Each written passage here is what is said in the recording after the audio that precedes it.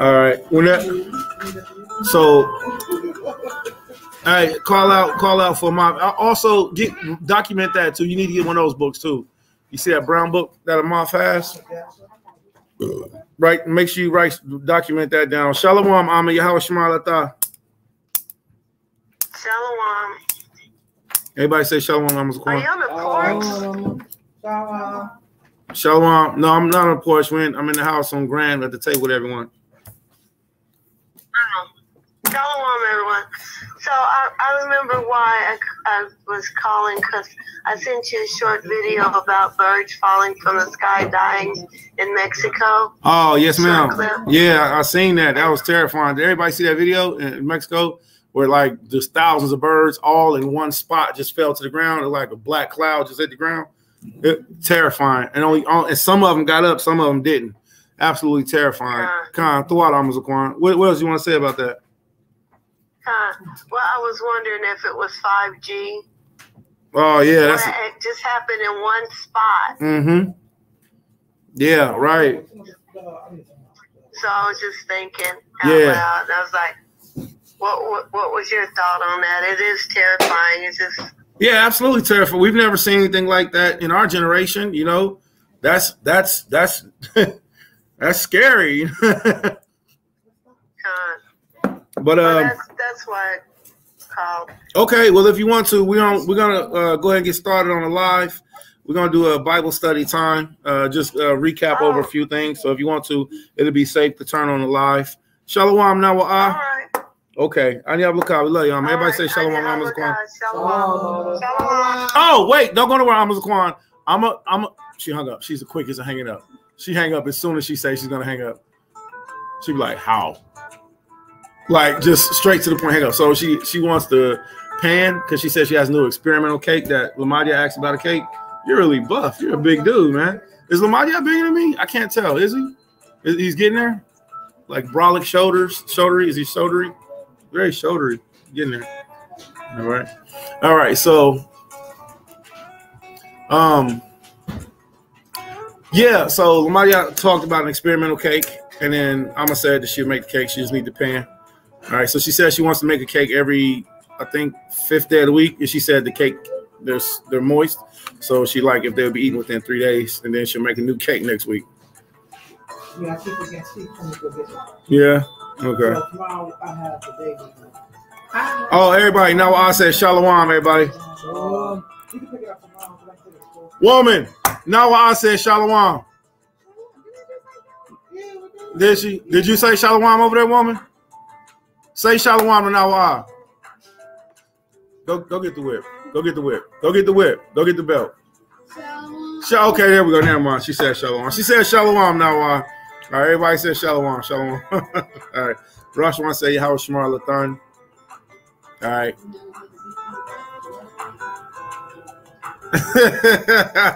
Nope. All right. So all right. So okay. Everybody say shalom, Rashwan. Shalom, Rashwan. Oops, the camera cut off. It did. Can't make this stuff up. Yeah. This camera. My camera. All right. So let's look at this real quick. All right. Let's look at Mark. Who want to read Mark? Somebody give Amma mop the scriptures, Bible Kushah.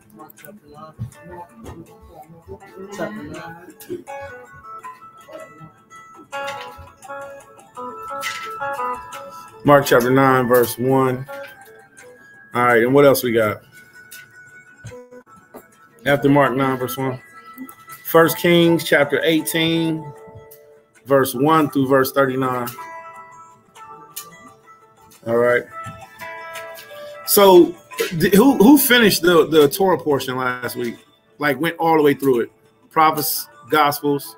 You did? Oh, what? Y'all went all the way through it? Man, I'm so proud of y'all, man. All praise, man. I like y'all. Huh? Yeah, I know, right? Bible Scott. Man, this little Chromebook be tripping, man. It can only do so much, man. Oh, my goodness. Close the app. Close the app. Okay, boys, now Close app Chromebook. Goodness gracious, man. That's why I stopped working on this thing, man. I always have some type of misfire, all right? Hey, Yehuda, Shalom, Yehuda, Shalom, Yehuda. Barakatah, hallelujah, hallelujah, Shalom, Yehuda. Mom said, Roshman said, the water, sheesh. All right. All right. All right. Let's get started real quick. So everybody went through the Torah portion. So what did we learn last week's Torah portion? Name off one thing you learned. And also we're in the time frame of Purim. Now, as y'all know, I only mandate that we keep the high holy days, which the high holy days are found where? What book? Leviticus, what chapter?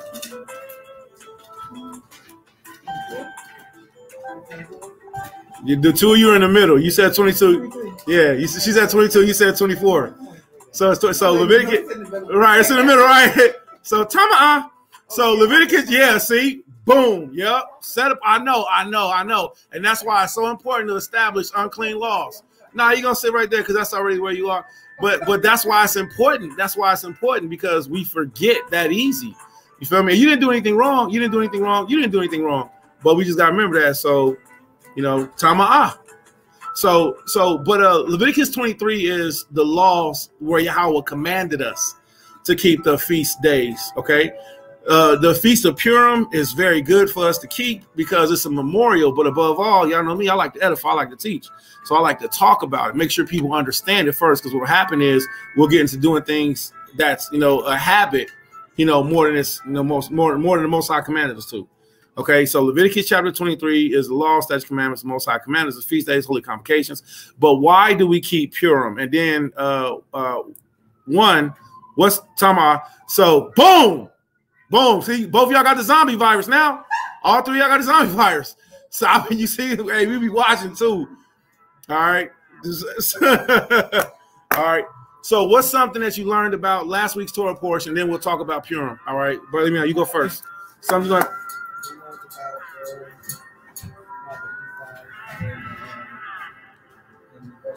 the ephod and the breastplate. That's one of my favorites. That's one of my favorites. What about it?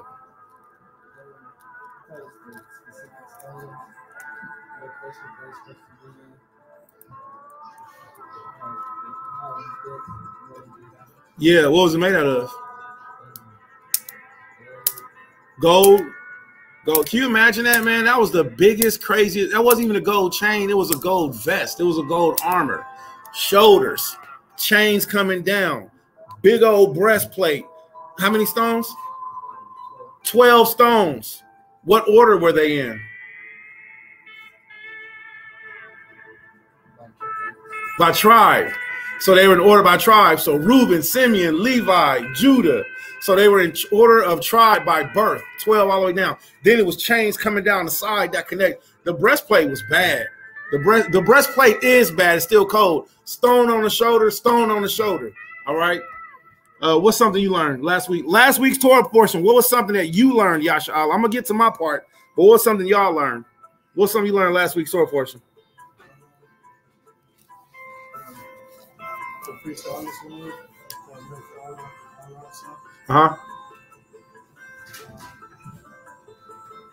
I'm going to read something fun.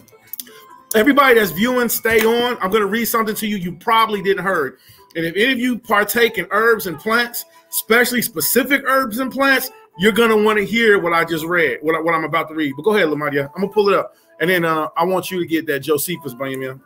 And then you're going to go next. So what's something you learned last week's Torah portion? So Lamadia, you says the priest garments. Benjamin says the high priest garments. What else? It's still on you, Lamadia.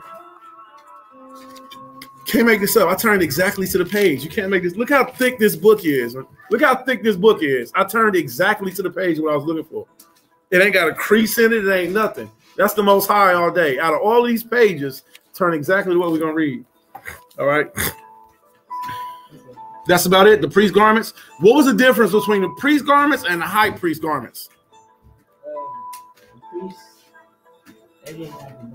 The priest didn't have a breastplate. Okay. What else? Linen coats, garments. Okay. Con. Something that's really cool about the priest garments was they had a sash that go around their chest like an X. All right. And it was blue, purple, scarlet. And then it was so long that it went across their chest and it wrapped around their waist and it went down the right side of their body. And whenever they was working, they throw it over their left shoulder. Whenever they was working and doing the ministry, cutting up animals, they throw it over the left shoulder and they let it back down. All right. So the priest had the X on their chest. All right, with the sash going around the waist and a long scarf hanging down. So it was all one piece. All right. Huh? Oh, yeah. All praise. What's something you learned last week's Torah portion?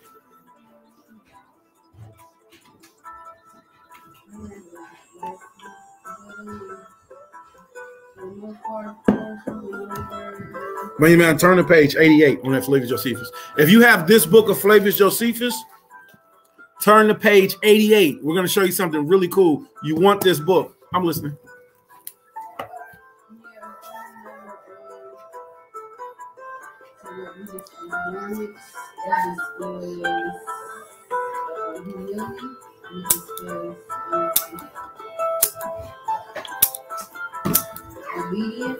Humility, obedience, right.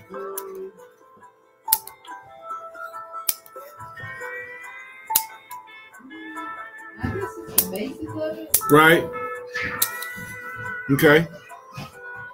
All right. That's all great answers. Okay, so now last week's Torah portion is one of my favorites. Obedience, humility, the priest breastplate, the garment game. Our garment game has always been sick.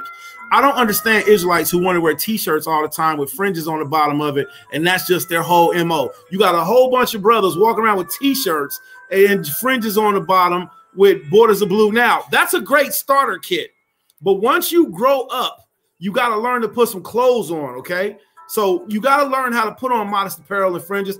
I don't, for my household, we're not allowed to wear anything outside from having fringes and borders on. If I see something that don't got fringes on, I'm like, hey, yo, put some fringes on that. I'm the first line of defense. Put some fringes on that. That's your favorite hoodie? Put some fringes on it. That's your favorite t-shirt? Put some fringes on it. That's your favorite coat? Put some fringes on it. All right, because our standard have to become higher. Now you got some Israelite communities, camp school, congregations, all of them got the same t-shirts, or you know who they are and you're not allowed to wear a garment unless you're an elder, a captain of 10, a captain of 50, or something like that. Listen, that ain't really how it is. Yasha Allah has always been known to wear tunics. All right, women in modest apparel so beautiful that the world will come and visit us, just to see the glory that the Most High gave the children of Israel. Now, starting out, cool. Like my work clothes got fringes on them. My rest clothes, I got fringes on them. Fringe borders of blue because it's part of our culture. We're going to read real quick Flavius Josephus' account. Lamadia, you holding Mark, is that right? All right. We're going to give you a real quick taste of Flavius Josephus' account of the high priest garments and some of the things that that went along with that are in the Torah, but they're so detailed that all of it. Hold on, wait, stand right there. Wait till I was done. Don't move because you tapped me, so you gotta wait till I'm done now. So don't move, stand right there till I was done. Khan, you such a good princess. Hold on. So there's so much details that you have to actually look for these things, and then once you find them, they really help to expand your edification. 1 second, Khan. They're trying to get the light to come on. That's all. It's on now. Come on. All right. Okay, so if you have this book, this is Flavius Josephus' Antiquities of the Jews. If you have the blue book, you want to go to page 88. And that's page 88, chapter 7 is where it's going to start at, okay? So page 88, chapter 7. All right. Now watch this. All right. You ready, Muff? All right, everybody ready? Everybody ready? Okay, I'm going to do the work. I'm going to put in the work for you, okay? I'm going to make it easy. Also, keep in mind, what's today's lunar phase?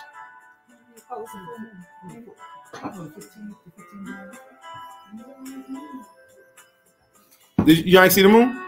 You ain't see the moon? So, Everybody that's why, hey, Shalom, Shalom, King, all praise. It's a beautiful thing to see you speak Hebrew, man. Yahweh Bashem Masha'Gah Shabrakatah. Most high name of the Messiah bless you. Yeah, absolutely. You can share this message, man. You know, we're 1,200% open ministry family, man. That's why we do this. We do this so you can share it. Absolutely, please. All right, absolutely. Baba Kusha Aisha, please do. So today's lunar phase is waxing gibbous, but it's so close that it looks like it's a full moon. Why is that important? Because if you are a slave Hebrew, descendant of the slaves, Israelite, if you are a Negro and you are Hispanic, Cuban, Puerto Rican, Dominican, North American Indian, all right, listen, there's a holy day coming up in 15 days. 15 days. What's the name of that holy day? Go ahead, you good. It's cool. What's the name of the holy day in 15 days? Nobody knows? New moon. New moon.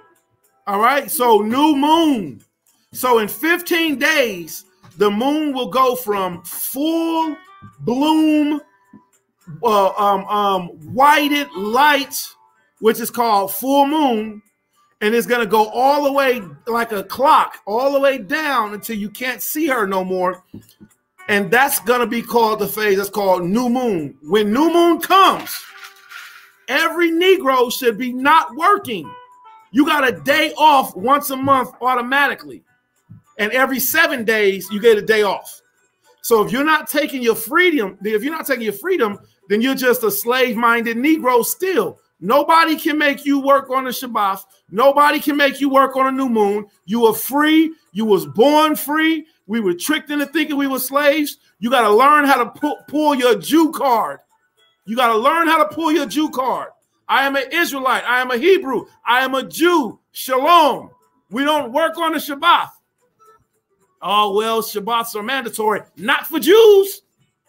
And that's the trick. You Negroes got to know how to walk into your heritage and actually have the things that the Most High set up for you. He set these things up at the beginning of time for you. And you got Europeans, you got other nations living their life. You got other nations doing what they want to do.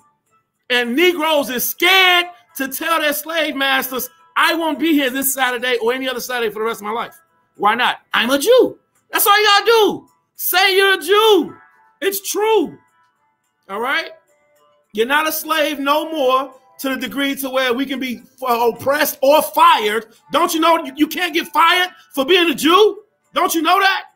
Don't you know you're free? So take your freedom. Rest on the Sabbath day. In 15 days, it's going to be called new moon. Okay? And new moon is a high holy day convocation. Here in the city gates of Dayton, Ohio, we gather regularly. All right, all praise. So hold on, let me see what you're saying. What you got? Bring it out. We say what?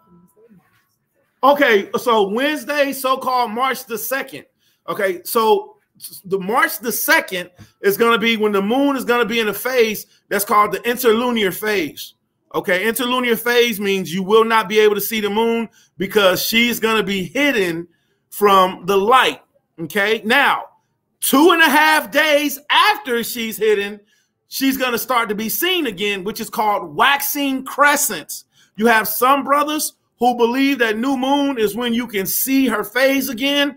That's actually the ending phase of new moon. Okay, the phase to where you can see the moon is the ending phase of new moon. Okay, let me see if I can get some images for you because y'all got to learn this, man.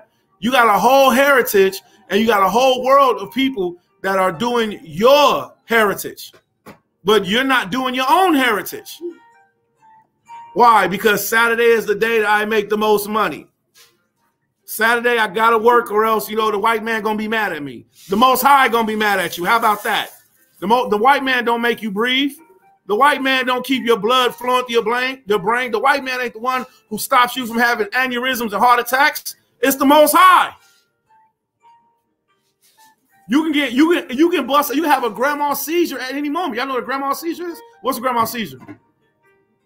What's that? It's a very small seizure to where you don't recognize you even having a seizure. And most people have symptoms of having a stroke to where their face droop and they lose the strength of one side of their body. And listen, the Most High can do that to you at any minute, but he hasn't.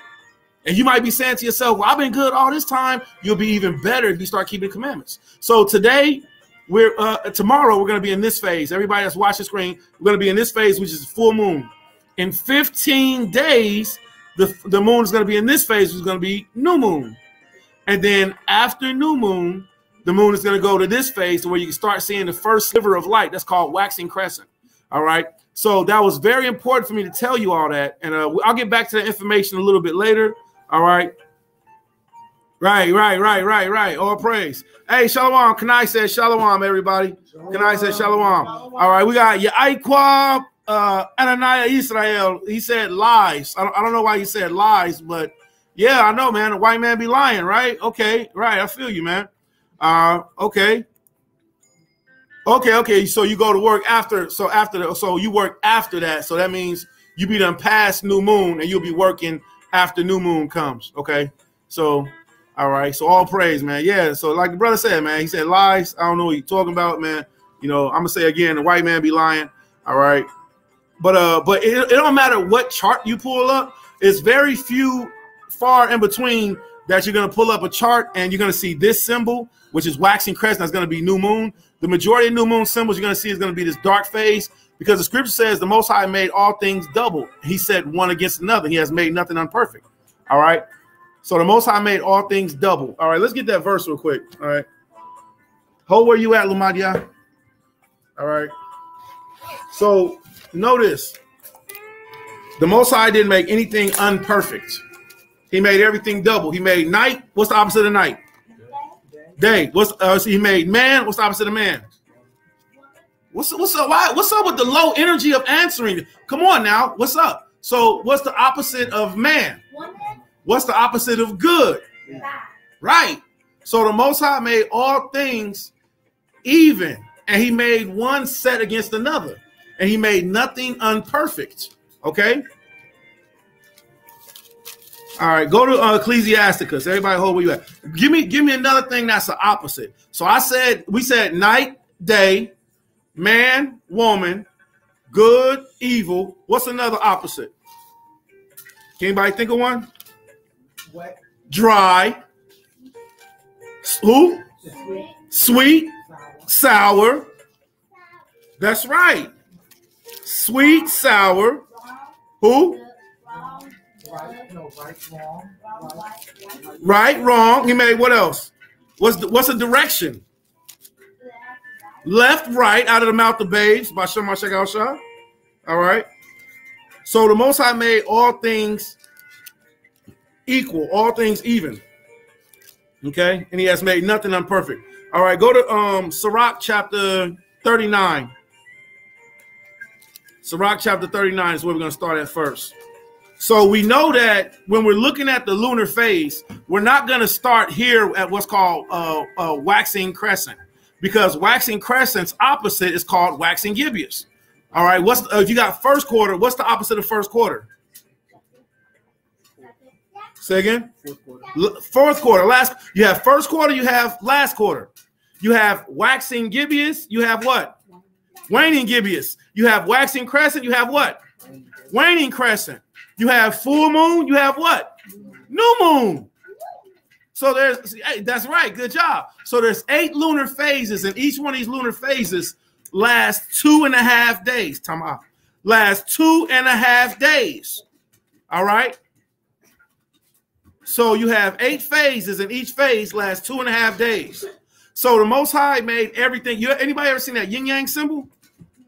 That's an actual thing. That's balance. The Most High made everything balanced. Okay. So Sirach, whoever got it, somebody read Sirach.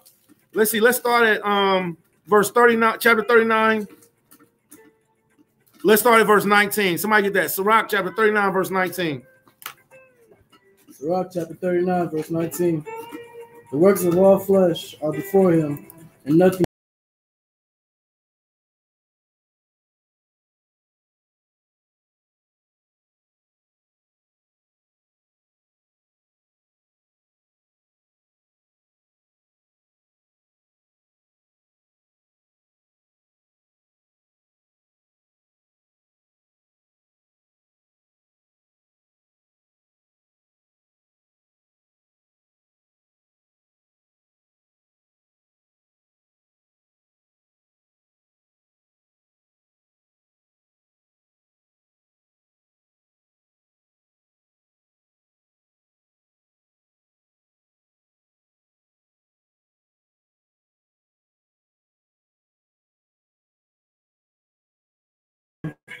What is this? Wherefore is that? For he hath made all things for their use. He has made what? All things for their use. What does that mean? Yeah, that's a lot because it's Himalayan. So he has made all things for their uses. So nothing goes to waste. Yahweh made light, he made dark, he made wet, he made dry, he made left, he made right, he made up, he made down, he made male, he made female. So he made everything opposite against each one. All right, hold that thought. Go to Sirach chapter 43. Sirach chapter 43. No, wait, Sirach 42. It's 42, excuse me.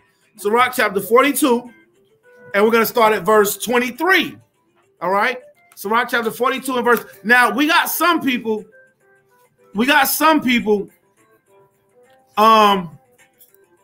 man, find something to do, man. How about you teach, man? Listen, this brother said, seeing the phases is how we recognize it. No, it's okay. Look, I'm gonna give you a brief amount of attention, okay? You say, listen, how about you teach the Torah portion, or how about you do any teaching, all right? Now, it's not complicated. It's only complicated to people who maybe don't know. But to me and to other people, it's not complicated. So watch this. The brother said this. He said, seeing the phase is how we recognize the times. That's a true statement. When you see waxing crescents, that means you've left from what's called inferior conjunction or the interlunar moon. Interlunar moon means the moon is between waning crescent and waxing crescent. All right. So imagine my head being the moon. It's in a dark phase when it's between waxing and waning. That's not complicated. Okay. Maybe you should learn the lunar phases in Latin, or maybe you should learn them at all. Not saying that you don't know them, but you can't tell me that what was the name of the Hebrew who invented a wooden clock at the age of 17? His name starts with a B. Benjamin. His last name was Banneker. So I don't think that you know more than Benjamin Banneker. Benjamin Banneker at the age of 17 calculated the stars and made a book that's called the Ephemeris, which today is known as the Farmer's Almanac. He was a Negro. He was a Hebrew. All right. And on top of that, he did a calculation showing that the new moon is when it's in inferior conjunction. So you're correct. Seeing the phase is how we recognize the times. So you can, hold on, you can see waning crescent when waning, you can see when it's going away. And when you're at the last phase of waning crescent, that's how you know when you're in inferior conjunction. This phase ain't been there all this time just for people to ignore it. So with your extra capital letters, requests, and your excellent, because you just gave me a request. I don't have to do what you told me to do. I don't even know you. All right. There. Now, and then here goes something else. You can help to teach opposed to getting on and then telling people what's right and what's wrong, and you don't even got no opinion. Where's your data? Where's your proof?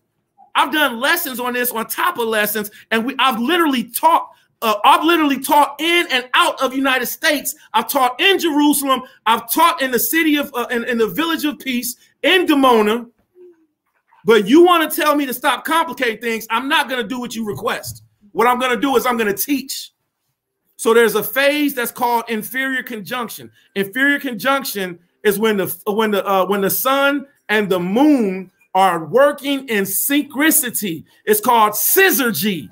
Look it up, brother. It's called syzygy. All right. So again, the Negro Benjamin Banneker at the age of 17, who I believe he knows more than you and I, he carved a clock out of a pocket knife, and it worked his whole life. It worked his whole life.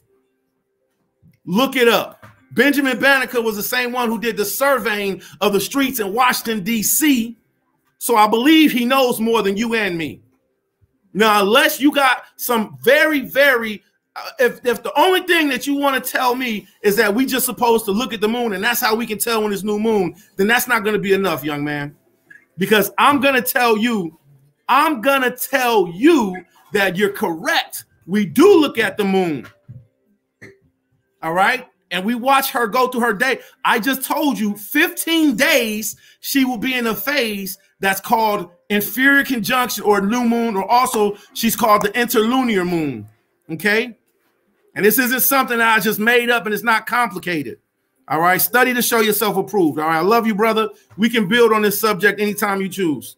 All right. Now let's get back to the topic at hand. So, yeah, Khan. Okay, Khan. All right. All praise. All right. So since we're doing so let's get to this real quick. Lamadia, he's going to start with Mark chapter 9. I'm going to read from Flavius Josephus, which is a master historian. All right. We're not making guesses around here. Okay. We're not making guesses. All right. So we're going to, so Lamadia is going to read the words of the master, Yahawashi Hamashiach, and we want everybody to listen close. After Lamadia reads the words of the master, Yahawashi Hamashiach, who the world ignorantly and sometimes accidentally calls Jesus Christ. Okay. After we read his words, we're going to look at his words, get some education, because our pastors failed us. Our pastors did not teach us the true meanings of what the Messiah's sayings were. Okay. And no, Christ was not a vegan. Okay. Christ ate lamb. Okay. All right. Christ wasn't a vegan and he wasn't a hippie. He was a Negro who ate lamb. All right. All right. So let's go ahead and go through this real quick. Everybody pay attention. And then we're going to get back to looking at the priest's garments. All right. So Mark chapter 9, we're going to start at verse 1 through verse 10. Okay. Shaquat, because Lamadia's reading. Qara, and call out too. Mark chapter 9, verse 1. And he said unto them, verily, I say unto you, that there be some of them that stand here, which shall not taste of death, till they have seen the kingdom of Yahweh come with power. And after 6 days, Yahweh shall take him with him. Hold on a second. Amaf, you got a garment? And then you're going to put it. Okay, come. Go ahead. Verse 2. And after 6 days, Yahweh shall taketh with him Peter and James and John, and leadeth them up into a high mountain apart by themselves. And he said, transfigured before them, and his raiment became shining, exceeding white as snow. Now, let me say this real quick. So when Yahawashi did this transfiguration, see, we as being Israelites, we don't believe in reincarnation. We believe in rejuvenation. All right. We will not reincarnate. Reincarnation is an East Indian philosophy. If I'm good in this world, I can come back as a unicorn. If I'm bad in this world, I might come back as a roach. See, that's the East Indian philosophy. All right. But Israelites, as our understanding is reading the Torah and the principles of how the Father showed us, we will come back in these same bodies, but these bodies will be made perfect. No scars, no tattoos. Excuse me. No scars, no tattoos, no ailments, no lazy eye. And I'm not talking about nobody who I know. I'm just saying that when the Most High brings us back through rejuvenation, we're going to come back. Hold that thought. I want you to get Wisdom of Solomon chapter 3. Akwaf. Stay where you are. All right. So all of us are promised a rejuvenation. And this is what Yahawashi did. Yahawashi transfigured into his spiritual body in the flesh. He stood there and did it. Okay. All right. So Yahawashi stood there and did it. All praise. Shalom, Yashar. Yabrakah Yahweh Bashama Shagashai. Shalom. Anihablaka. Shalom, Yashar. You want to say, come here, come on. You want to say Shalom, Yashar? Shalom. Shalom, Ban. Shalom, Yashar. All praise. Everybody say Shalom, Yashar. All right. So Yahawashi transfigured into his. Now, here's the thing. Here's the thing. We will have no ailments once we go into our glorified body. That's another reason why it's important for us to be buried. Okay, cremation isn't a part of our custom because we're supposed to rise back up in the same body that we were given initially. All right. So I can show more evidence in that, but right now let's stick to the script. We want you to have. I want to be able to, be in this promised life to come up next. I want to be in this promised life to come up next. Hey, Shalom, King. Shalom. Family tapped in. Okay, all praise. Shalom, Shalom. So, man, love locks, man. Definitely in the building, man. I love you, King. So the point of saying that is to say, now here's the bad part. Here's the bad part. Okay. There's a such thing as bond.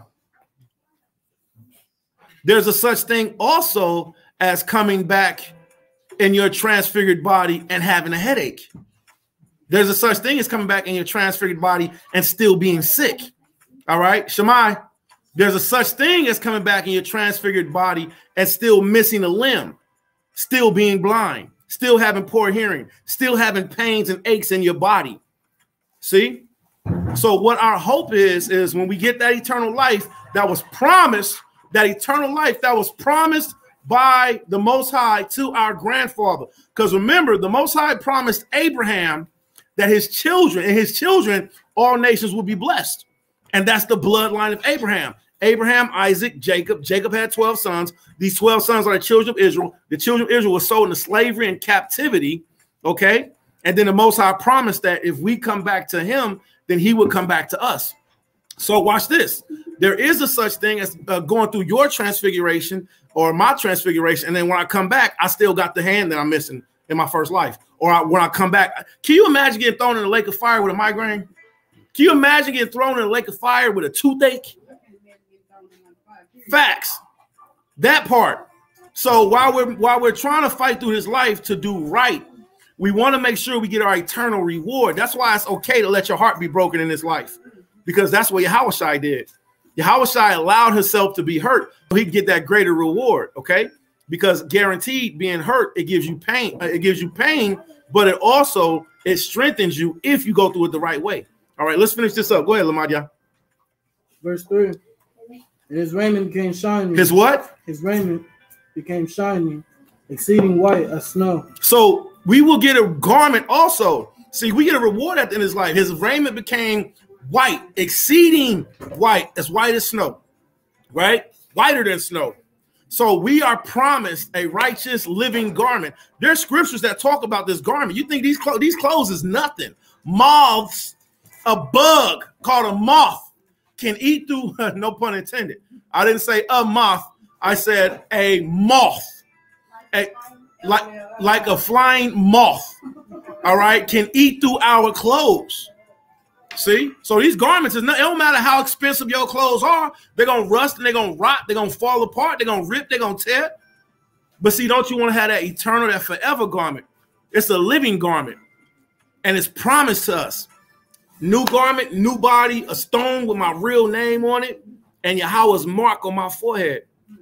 Knowing what tribe I'm actually going to go. Knowing what Yahweh's real name is, his new name. And then on top of that, not being in a lake of fire. Yo, I'm with that. Go ahead. So as no fuller on earth can white them. And there appeared unto them Elias with MashPachaa, and they were talking with Yahushua. Stop. So Elias and MashPachaa and Yahushua were all standing there talking together. This is proof that those from our past, will be able to not only come back, but we will have the same reward. I want you to read that in Wisdom of Solomon chapter 7, Wisdom of Solomon chapter 3. Oh, where you at? No, stay where you at. All right. Wisdom of Solomon chapter 3. Start at verse 1. Wisdom of Solomon chapter 3, verse 1, and it reads, but the souls of the righteous are in the hand of Yahweh. So the souls of the righteous are in the hands of the Most High. All right. Read.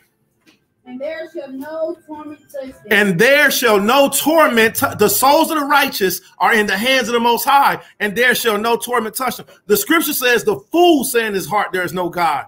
You know how many silly dudes or women I talk to, and they be like, they don't believe in God? I'm like, yo, that's the dumbest thing ever.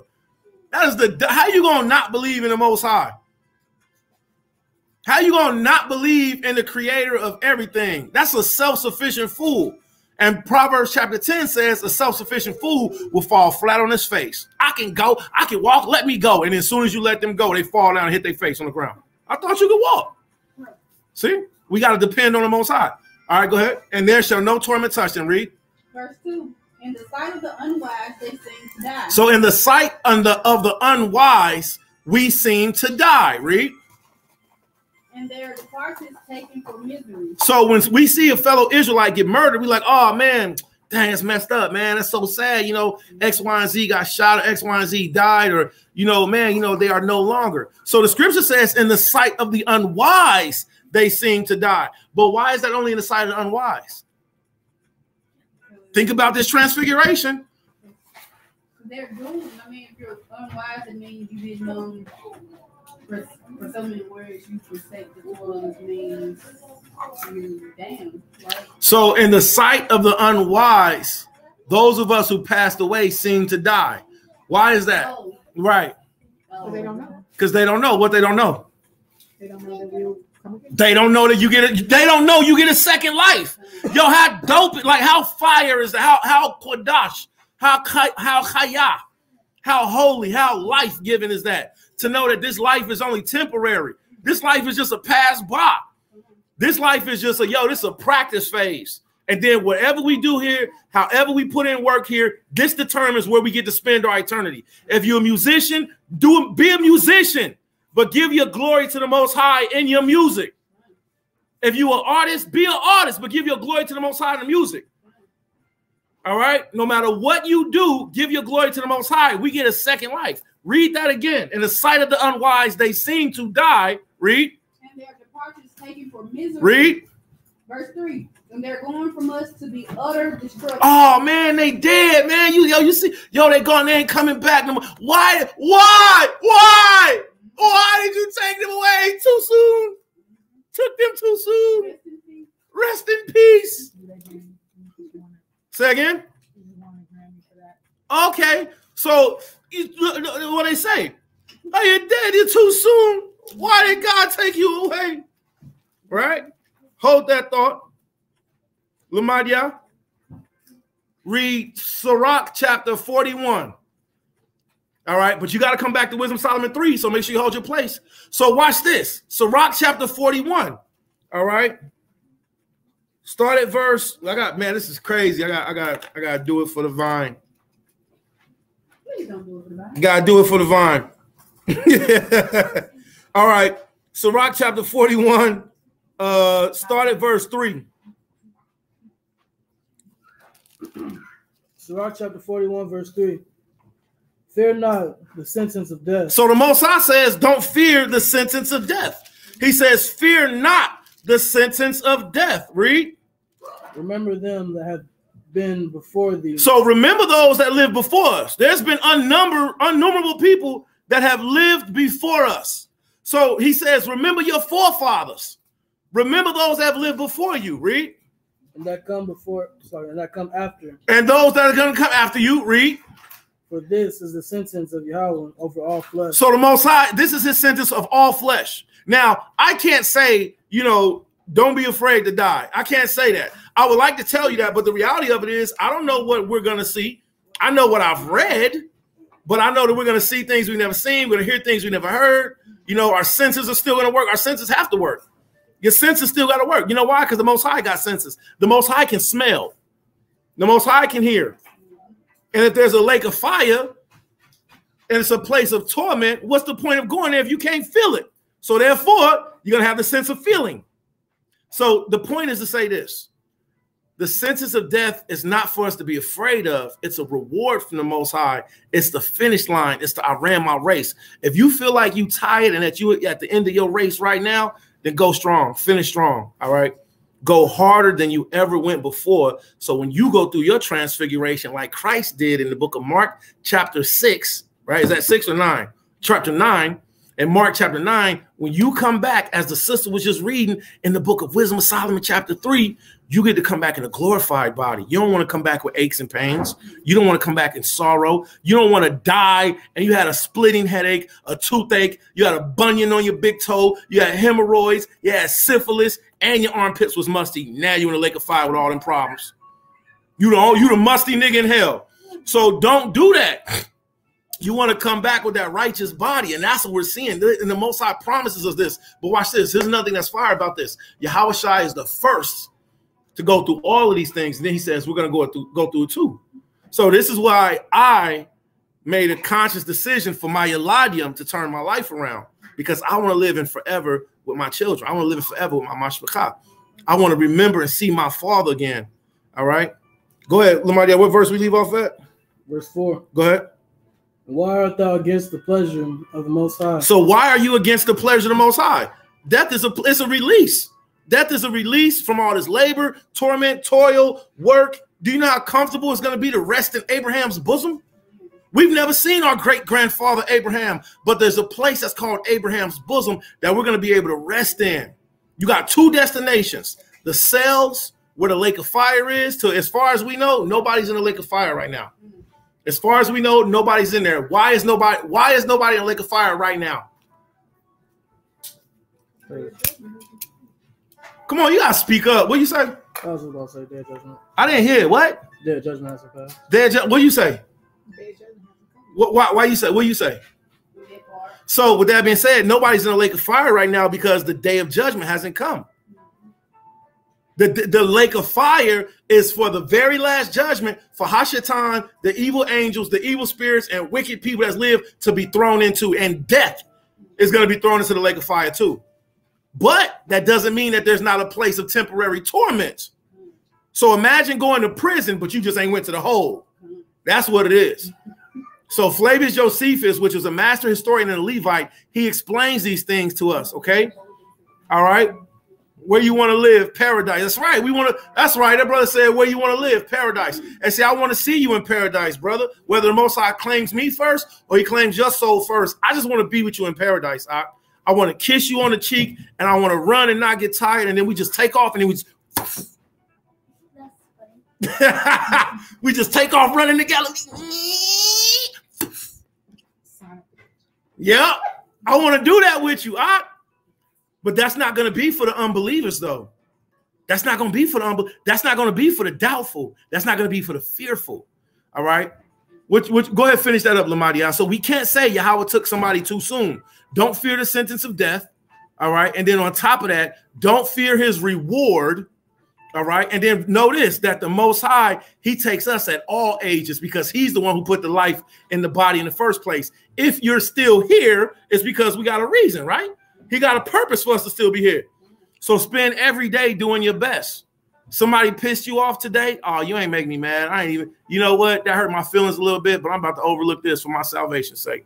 I'm about to overlook this for your salvation's sake. Matter of fact, I ain't even gonna tell you that I'm upset while I'm upset. Oh, yeah? Matter of fact, I'm gonna try to not antagonize you while I'm upset because that's one of my superpowers. Okay? Okay? Don't tell nobody, okay? All right, go ahead, Lamadia. Verse 4. Verse 4. And why art thou against the pleasure of the Most High? There is no inquisition in the grave. There's no inquisition in the grave. There's no worries in death. You're out of this realm. You ain't going to stump your toe. All right? You ain't going to bump your shin. You ain't going to have a hangnail. Nothing. Ingrown hair ain't going to have no pimples. All right? That's a whole different realm. Not unless you go to the bad place. Go ahead. Whether thou have lived 10 or 100 or 1,000 years. Read that again. Verse 4. Why art thou against the pleasure of the Most High? Right. There is no inquisition in the grave. Whether thou have lived 10. Lived how long? 10. So you mean to tell me, according to the scripture, people die at the age of 10? Right. So don't be hitting the Most High with the, oh, you took him too soon. The Most High says, look, whether you live 10 years or 100 years or anything in between or what? Or 1,000. Or 1,000 years. 10, 100, or 1,000 years. Read that again. Why art thou against the pleasure of the Most High? There is no inquisition in the grave. Right. Whether thou have lived 10 or 100 or 1,000 years. Right. The children of sinners are abominable children, and they that are conversant in the dwelling of the ungodly. Read that again. Let me read it, Con. Let me read it. The children of sinners are abominable children. The children of sinners are abominable children. So what does this mean? This means we got to be on our square. See? Because the Most High says he'll curse us down our 3rd, 4th, 5th generation, right? So he says the children of sinners are abominable. Again, he says the children of sinners are abominable children, and they that are conversant in the dwelling of the ungodly. The inheritance of sinners, the inheritance of sinners' children shall perish, and their posterity shall have a perpetual reproach. So this is why, this is like just these principles right here is what really helped me to change. That's why I'll be like, yo, let's have holy children. Let's start over. let's start over because I didn't know. You know, I know now, but now and I know even more. So the same thing for you, Yasha Allah. Start over. All right, start all over. All right, and we might. Okay, so what that means is that the Most High don't show no respect to persons. So if a person is wicked, then the Most High says that their children are disgusting to him. All right, so that's what that means. All right, so if a man or if a woman is just trash, and they raised up their children in that trash mentality, you know, I'm riding the car and I got system and I'm banging, you know, whoever the newest whack popular rapper is, who, look, all of them. Or everybody. So everybody. So I'm putting that spirit out on my children, man. You know, I mean, the children can take on that vibration. The Most High says that they're abominable to him. So this means, so what does this mean? This means that if you have children, if I have children, I should be working every day to put in a better effect so that my children can be blessed and pleasant in the eyes of the Most High. Because you might do everything you can to do good, and you might have a child to go left or to go right. All you got to do is keep doing good, and then the Most High might even bring that child back. All right. So with that being said, that's what that means, King. And so much more. Verse 7. Watch this. Verse 7. All right. The children will complain of the ungodly father because they shall be a reproach for his sake. You see that? Woe be to you, ungodly men, which have forsaken the what? The law of the Most High. So the Most High says, death to you that have forgotten my law, statutes, and commandments. Don't work on the Shabbat. Don't work on new moon. Wear your fringes with your borders of blue. Men, don't shave your beard. All right, I know barber's razor and all this. I understand. But the point is to say this. The scripture says, as it was our mind to go astray from the Most High, so be it our mind return and seek him how many times? 10 times more. So he says, woe, he says, death to all of you who choose not to do my laws. All right. And he passes it down to our children. So we want to be obedient because we want to get that transfiguration that Christ has. Okay. Go back to Wisdom of Solomon chapter 3, and we're going to finish up the gospel portion. Because what we're doing is we're reading the gospel portion for next Shabbat. All right. That's what we're doing currently. So next Shabbat, we're already reading the gospel portion. And I want to show y'all something. All right. Does anybody in this room know about marijuana? Do you know about cannabis? I know this conversation might seem like it's taking a turn. I really need to know. If you know about cannabis or marijuana, put a 7 in the room because I need your experience. Well, you counting too? He was like, no, I know. Okay, Wisdom Solomon chapter 3. Let's read more about this new body, this transfiguration Yahweh promised us. All right. Okay, good. If anybody knows about cannabis and marijuana, oh man, all you Israelites watching, man. All you Israelites watching, and don't none of you Negroes want to admit that you know about cannabis. Man, Negroes, oh man, come on, man. Come on. If you know about cannabis, put a 7 in the room because I'm going to read something and I need you to tell me, what do you know? All right, go ahead, read that. Wisdom of Solomon 3. Start at verse 3 where I left off. Come. Wisdom of Solomon chapter 3, verse 3, and it reads, and they're going from us to be utter destruction, but they are in peace. Verse 4, for though they be punished in the sight of men, yet is their hope full of immortality. Their hope full of what? Immortality. Full of what? Immortality. Immortality. So though we be punished in the sight of men, yet our hope is full of what? Immortality. I can't wait, man. I mean, I can wait. Salak, I can wait. That part, I can wait. All right. Old school. All right. That's right. Old school 7. All praise. We got an OG in the room. The OG said old school 7. We need that wisdom, old school 7. Hallelujah. All right. So, but watch this. What we're gonna read is gonna really is gonna what do you enlighten, edify. It's gonna like get your wheels turning. It's gonna get your imagination turning, and it's gonna invoke. It's gonna it starts with an ST. It's gonna stimulate. We all got stimulate your mind. No pun intended. So what we're going to read is going to stimulate your mind. No pun intended. We're going to read about the high priest garment. Now, I don't think it's a trendy thing only that the cannabis plant has been in Israel's culture. I just think that we've been using the plant the incorrect way. All right. Now I'm gonna tell you this right now. When you burn anything, is you destroy it, it's gone.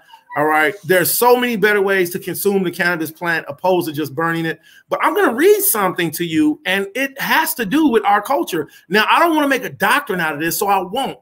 But what I will say is if this resonates with you, if you can say, hey, I see this, then, you know, say you see it. And then don't be surprised if you start to see other brothers do this breakdown too, kind of like we trendsetters, right?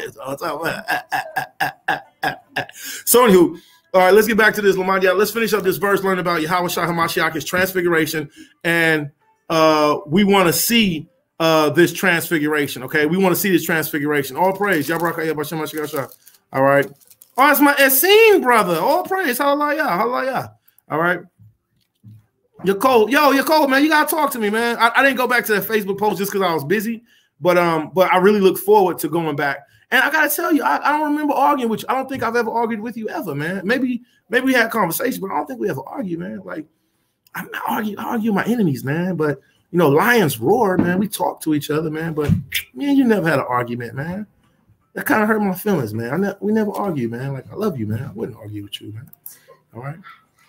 You know about the plant too. Okay, all praise. So we'll see what the Most High gives you. Now we got to finish the gospel portion. Everybody, we're in the book of Mark. Chapter 9, and we're at verse 1 through verse 10. All right, Shaquat, Abba speaking. Shaquat, make sure you be quiet because Abba's talking. Khan. All right. Okay, yeah, man. How you say okay in Hebrew? How you say okay in Hebrew? All right. Go ahead, Lamar. Mark chapter 9, verse what verse you at? Verse 5. Everybody there? Mark 9:5. Everybody there? All right. Quarter. And Peter answered and said to Yahushua, Master, it is good for us to be here, and let us make 3 tabernacles, one for thee, and one for Masha, and one for Elias.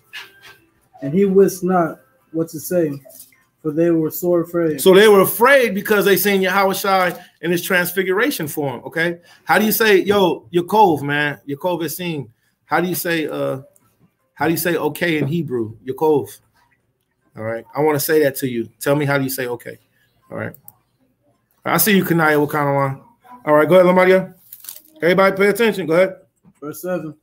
And there was a cloud that overshadowed them. There was a what? A cloud. A what? A cloud. A Goku rode on a what? A cloud. See, Goku rode on a cloud. Now, I'm not trying to do everything Dragon Ball Z in the Bible. I'm not doing that doctrine, okay? Fact of the matter is, you know, the cloud is a very prevalent vehicle that's mentioned in the scriptures. Okay, so you have some Israelites who believe that the word cloud also means the word chariot. Okay, I am one of those Israelites. I believe that the cloud, like when you look it up, it literally means nimbus.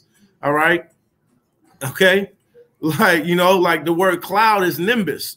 Okay, so when we see that the cloud shadowed the children of Israel, you got some Israelites, such as myself, and it's not, you know, and if a person believes that the cloud is a chariot or a vehicle, there's nothing wrong with that. You know, it's not like that's a salvinic issue to where they're gonna go to the lake of fire or nothing like that. You know what I'm talking about? So, but when you look at it, you know, the chariot, Yahushua, Christ, when he went up, he was taken up in a chariot.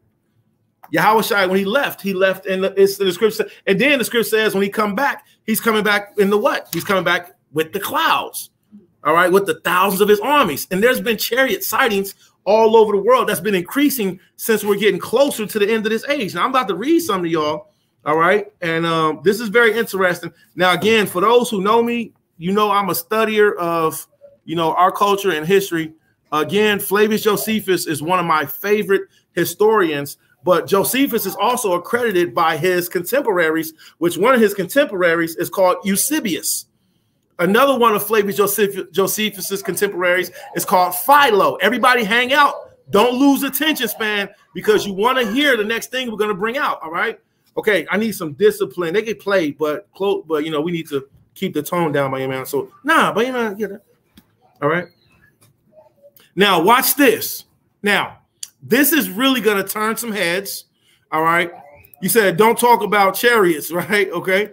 All right, brother said correct. Okay, all praise. All right, brother said teach.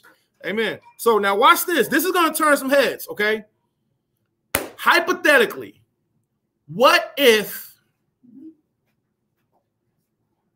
hypothetically, okay, wait, okay, let me say it like this. Do you think that we would have worshipped Moses? Yeah. Why? That was a solid. So you're a very patient man. So sometimes you take time with stuff. That was quick. Why do you think we would have worshipped Moses? Because our people like to be able to see things, to believe it, and from their point of view, they saw Moses doing acts of righteousness and miraculous things. Yeah, thinking that he's powerful, they would worship him. I believe we would have worshipped MashPachaa. As a matter of fact, the Most High, he said that he was going to make MashPachaa a God word to Pharaoh. That's right.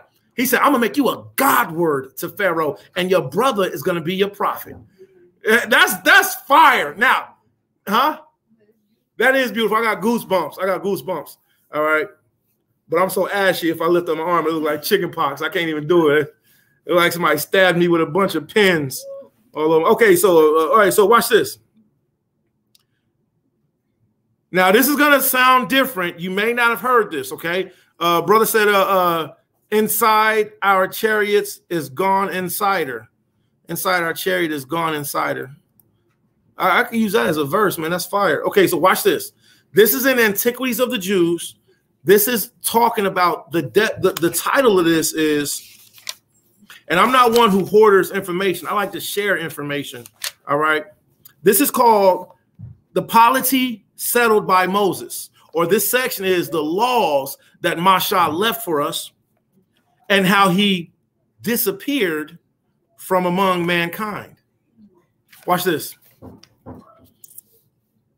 Now, as soon as they were come to the mountain called Abraham, which is on a very high mountain situated over against Jericho, and one that affords to such as are upon it a prospect of the greatest part of the excellency of the land of Canaan, he dismissed the Senate.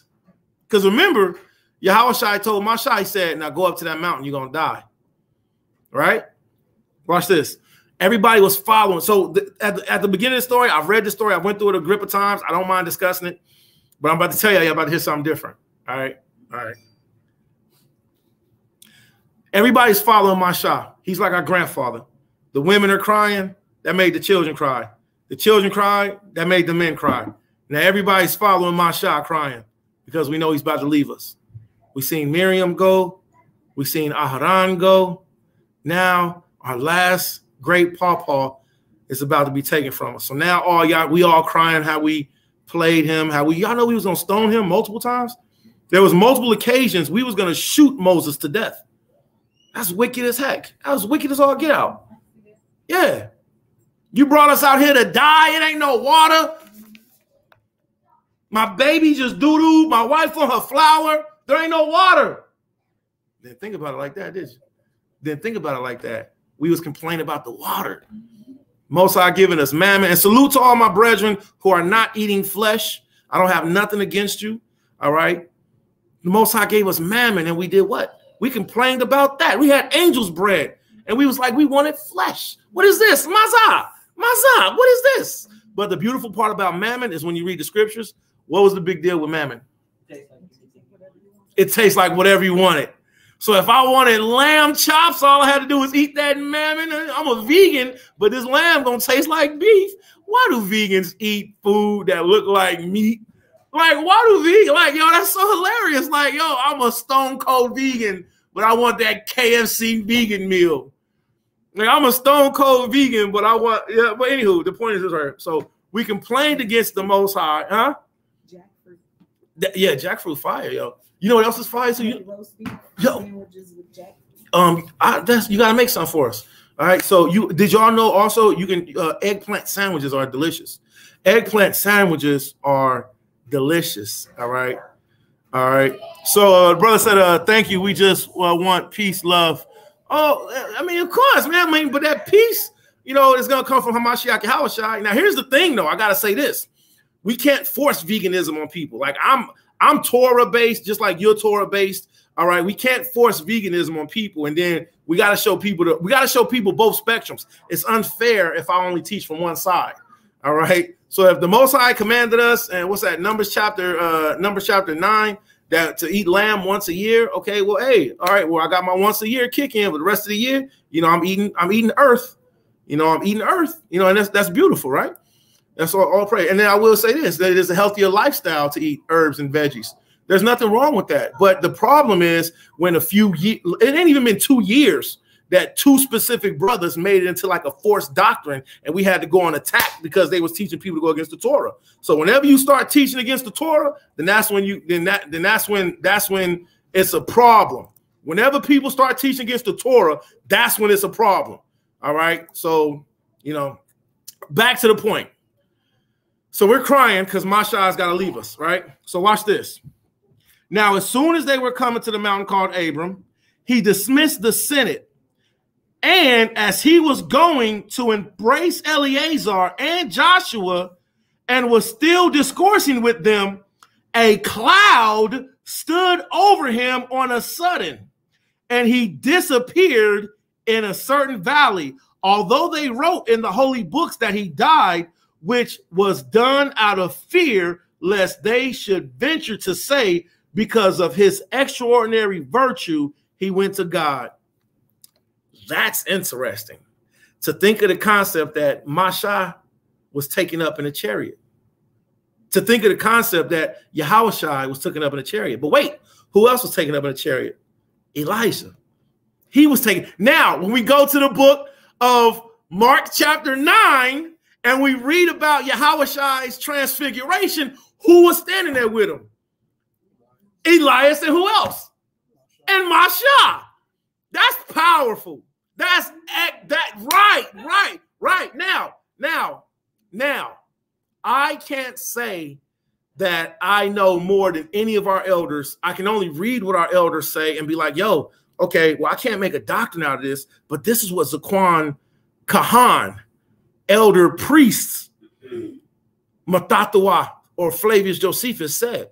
He gave an account, and his account was that just like Enoch, just like Elias, just like Yahushua, MashPachaa was taken up in a cloud, or as they say, in a chariot.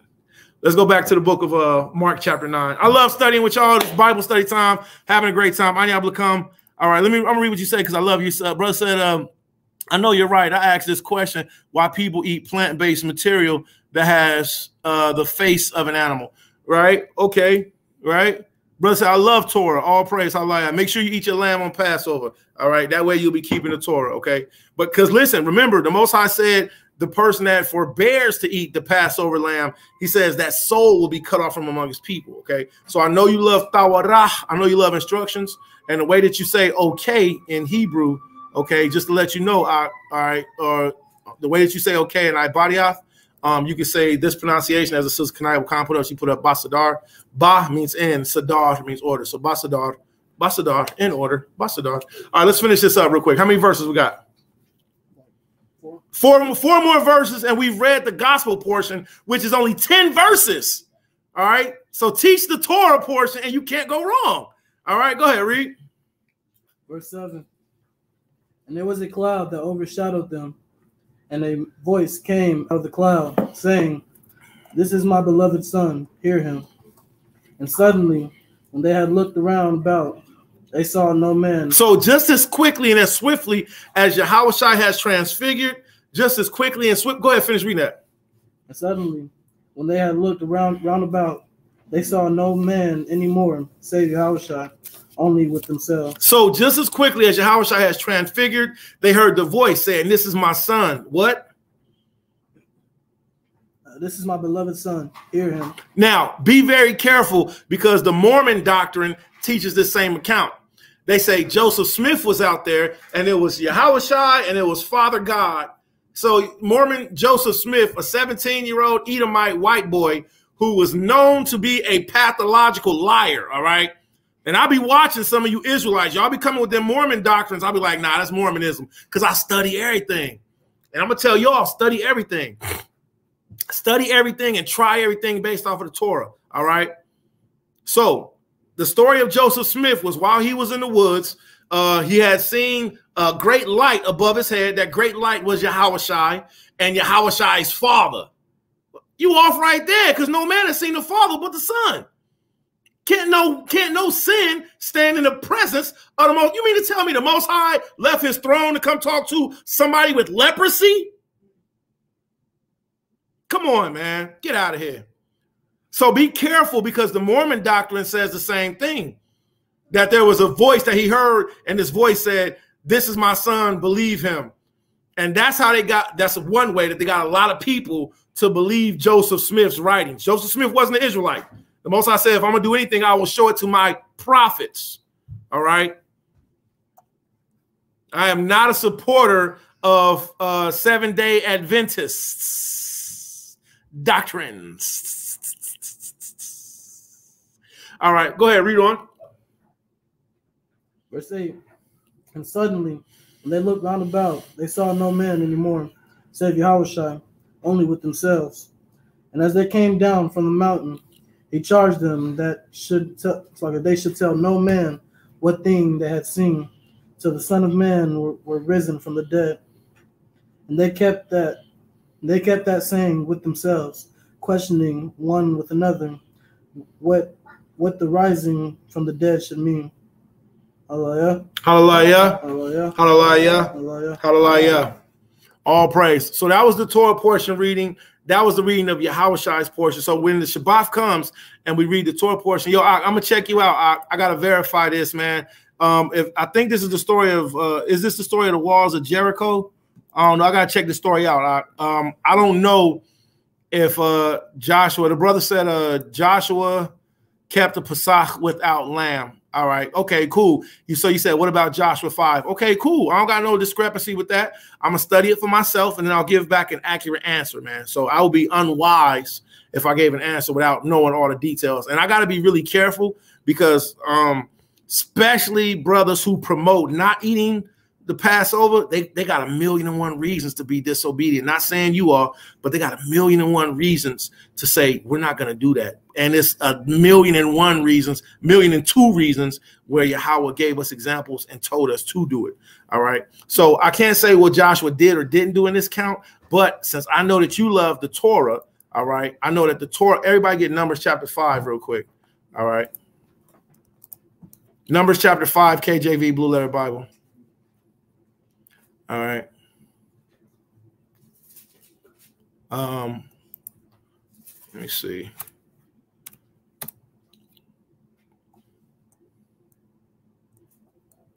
Hold that thought. So, okay, go to Numbers chapter 9. Numbers chapter 9, everybody. So now let me answer your question with Hatawara, okay? So Yaakov, let me answer your question with the Torah. Okay, so this is what the brother said. All right, and again, not coming against him. We're gonna read that.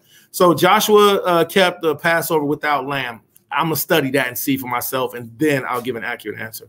All right, so the brother put Joshua chapter 5, King James Version, starting at verse 5. And it came to pass when all the kings and the Amorites, which were on the side of Jordan westward, and all the kings of the Canaanites, which were by the sea, heard that Elohim had dried up the waters of Jordan from before the Eladim Yasha'al until they were passed over, that their heart melted. Neither was there spirit in them anymore, because the children of Israel at that time, Yahweh said unto Joshua, make these sharp knives and circumcise again. And that's where it stops at. So that's where it stops at. But like I said, nothing against you. You might be getting more information. But we're going to read a law where Yahweh tells us to eat the Passover lamb. It doesn't matter who you are. All right. And I very highly doubt that Joshua disobeyed Mashah, but there could have been an account. Okay. So let's read this real quick. I'm going to do a screen share, and then everybody can decide for yourselves. Okay. Now, we can't force anybody to be vegan just as much as we can't force anybody to eat flesh. Matter of fact, even the terminology of vegan comes from a Gentile. Okay. All right. There's no vegan doctrine. There's no vegan scripture. There's no vegan scripture, but you know, let me Let me ease up off of that. So check this out. So everybody loves the Torah. We know we love the Torah. Everybody at Numbers chapter 9.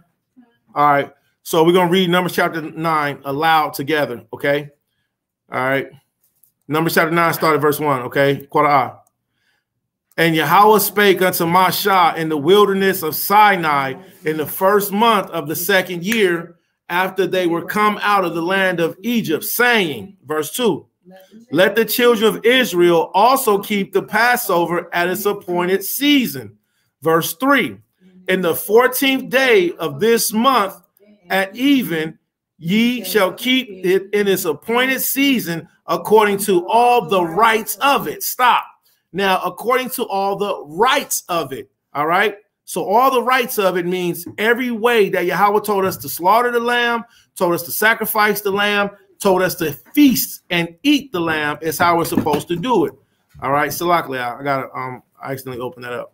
All right, so according to all the rights of it, let's pick it back up. And according to all the ceremonies thereof shall ye keep it. Verse 4.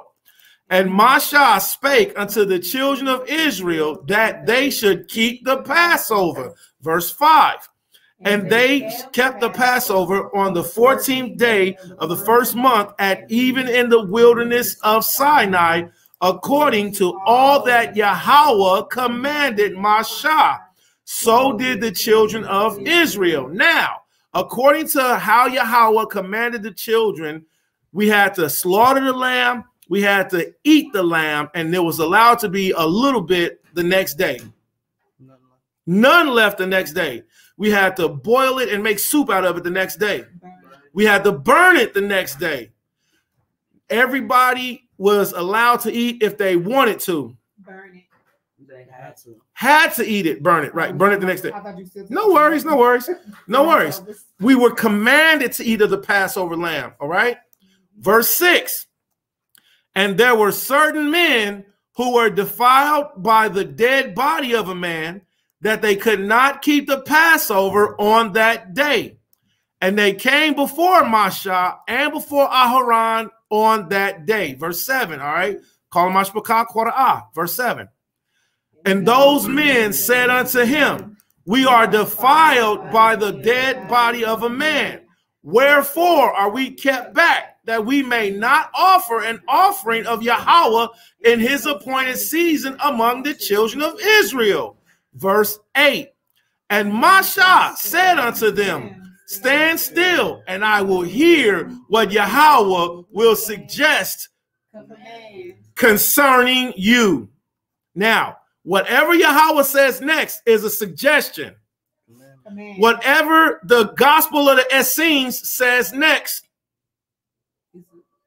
whatever the gospel of the Nazarites says next, whatever Yahweh said next in the Torah is what he commanded. So this is why I encourage brothers, if you're going to eat a predominantly vegetarian diet, that's wonderful.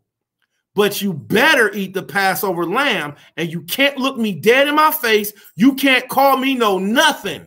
You can't say nothing, because you willfully sinning because somebody came along and did a terrible breakdown out of books that don't have no validity, and they convinced you to not partake in the Most High's Passover. Whatever Yahweh says next is what you better do. And I encourage, brother, I love vegetables. I love vegetables. And at the time when that terrible doctrine came out, I was eating pretty much. I was pretty much a vegan. I was like, but this ain't right, yo.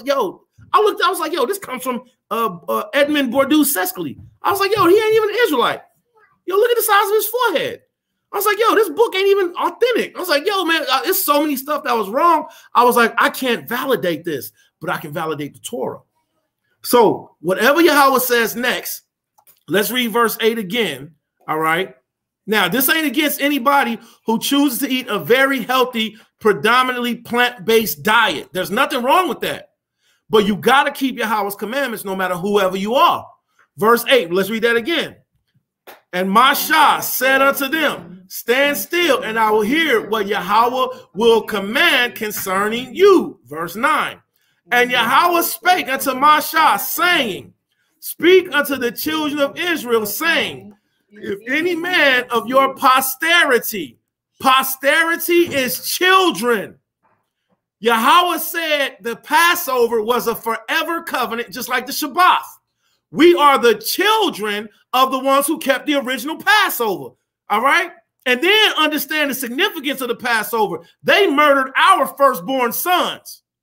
And then the Most High took the breath of all of their firstborn, whether they was old, whether they was young, or whether it was an animal. And then when you read the accounts of the book of the upright, it says that the dogs went and scraped up their bodies of their firstborn sons and then put them by their front door. The Most High was clowning on them for what they did to us. And then he gave his firstborn son, and then he told us to dedicate our firstborn sons back and to participate in the Pesach.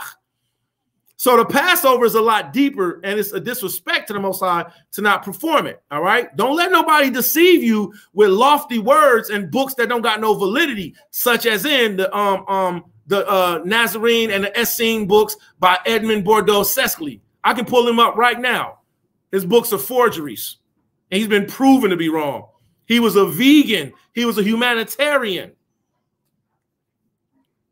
And none of these people were Israelites. Watch this, verse 10, MashPachaa quarter A. Speak unto the children of Israel, saying, if any man of your posterity, of you or your posterity, Thawada, shall be unclean by reason of a dead body, or be on a journey far off. Are we on a journey far off? We're very far from Jerusalem. Read, yet he shall keep the Passover unto Yahweh. The 14th day of the second month at even, they shall keep it and eat it with unleavened bread and bitter herbs. Verse 12. They shall leave none of it until the morning, nor break any bone of it. According to all the ordinances of the Passover, they shall keep it. Now, this is all of that was important. The next time you read this, start at verse 1. Read down to verse 13. Verse 13, MashPachaa quarter A. But the man that is clean and is not in a journey and forbeareth to keep the Passover, even that same soul shall be cut off from among his people, because he brought not the offering of Yahweh in his appointed season, that man shall bear his sin. So, if you want to tell me Joshua didn't eat the Passover lamb, I don't got no debate with you. Okay, you might be right. Like I said, I got to go back and study it. I'm going to say this. I highly doubt that MashPachaa, like I doubt there's contradictions in the Bible. I don't think there's contradictions in the Bible. I think our understanding contradicts Yahweh's by the contradicts his word. So therefore, we just got to dig deeper. So with that being said, you love the Torah, right? Now, you love the Torah. I love the Torah. Yahweh told us to Shemai. What does Shemai mean? To hear and do. All right. The Torah, the Shemai, the word Shemai means to hear and to do. So we're supposed to hear the Torah and do the Torah. There's no way around that scripture. There's no way around it.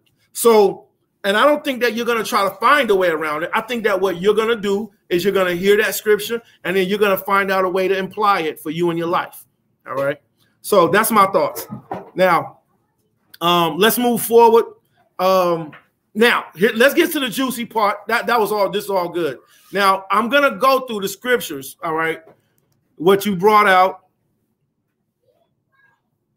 I'm going to go through the scriptures, what you brought out, all right. But right now, what I can't do is I can't make this. Yeah, that's right. See, that's right. Shemai. It means to hear, to do, to listen. So if you hear something, you do all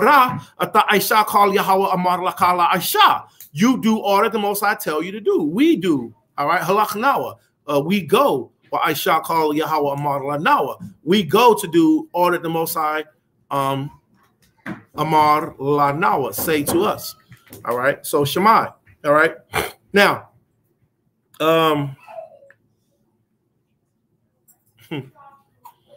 all right, so I'm gonna read the scriptures that you brought out, brother. All right, I'm not gonna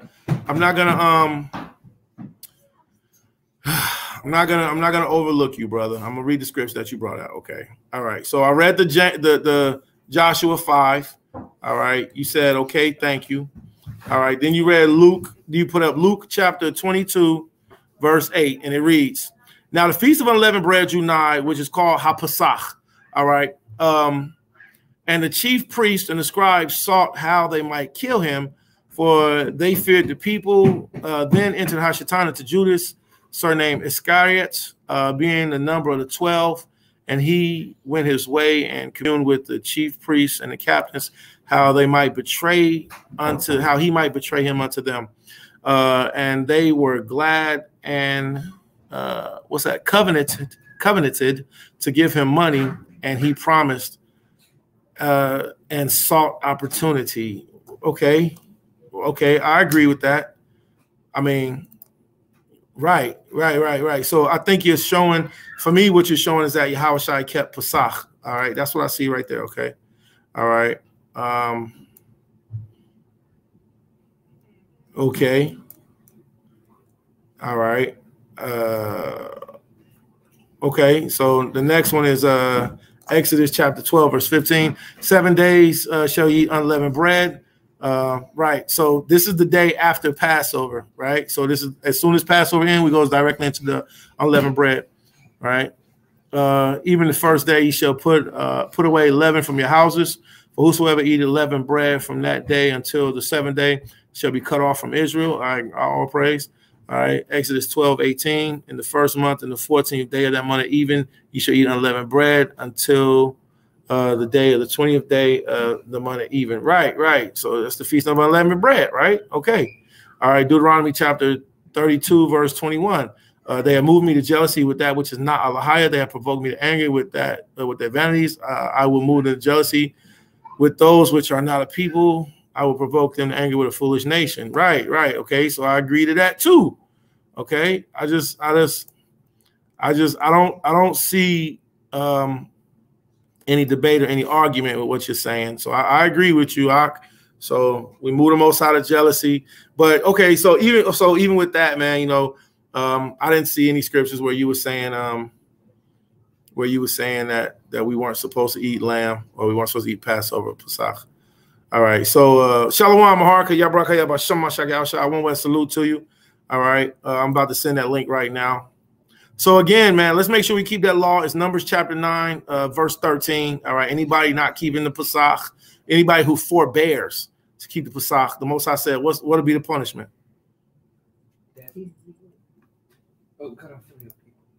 The Most High said you cut off that soul from among his people, you know. All right, Shalom, Mama Zaquan, Jerry, Howard Shamar, Ilatha. All right, Most High bless, very happy to see you. All right, let me send out this invite to the elder. All right, so now let's go to this real quick. We're gonna read this from Josephus, and we're gonna read this account of the priest's garment. So when I asked everybody what did they learn for last week's Torah portion, and we was looking at the garments of the high priest, is a very powerful thing. I need a strong reader. I need a very strong reader. I need a strong, loud, and fast reader. Who can do that? You can do that? Okay, Khan. All praise. So if you have your book of Flavors, Josephus, everybody go to page 88. All right, I'm about to send this out to Elder Maha. All right. Maharakah. All right. Invite sent. Okay.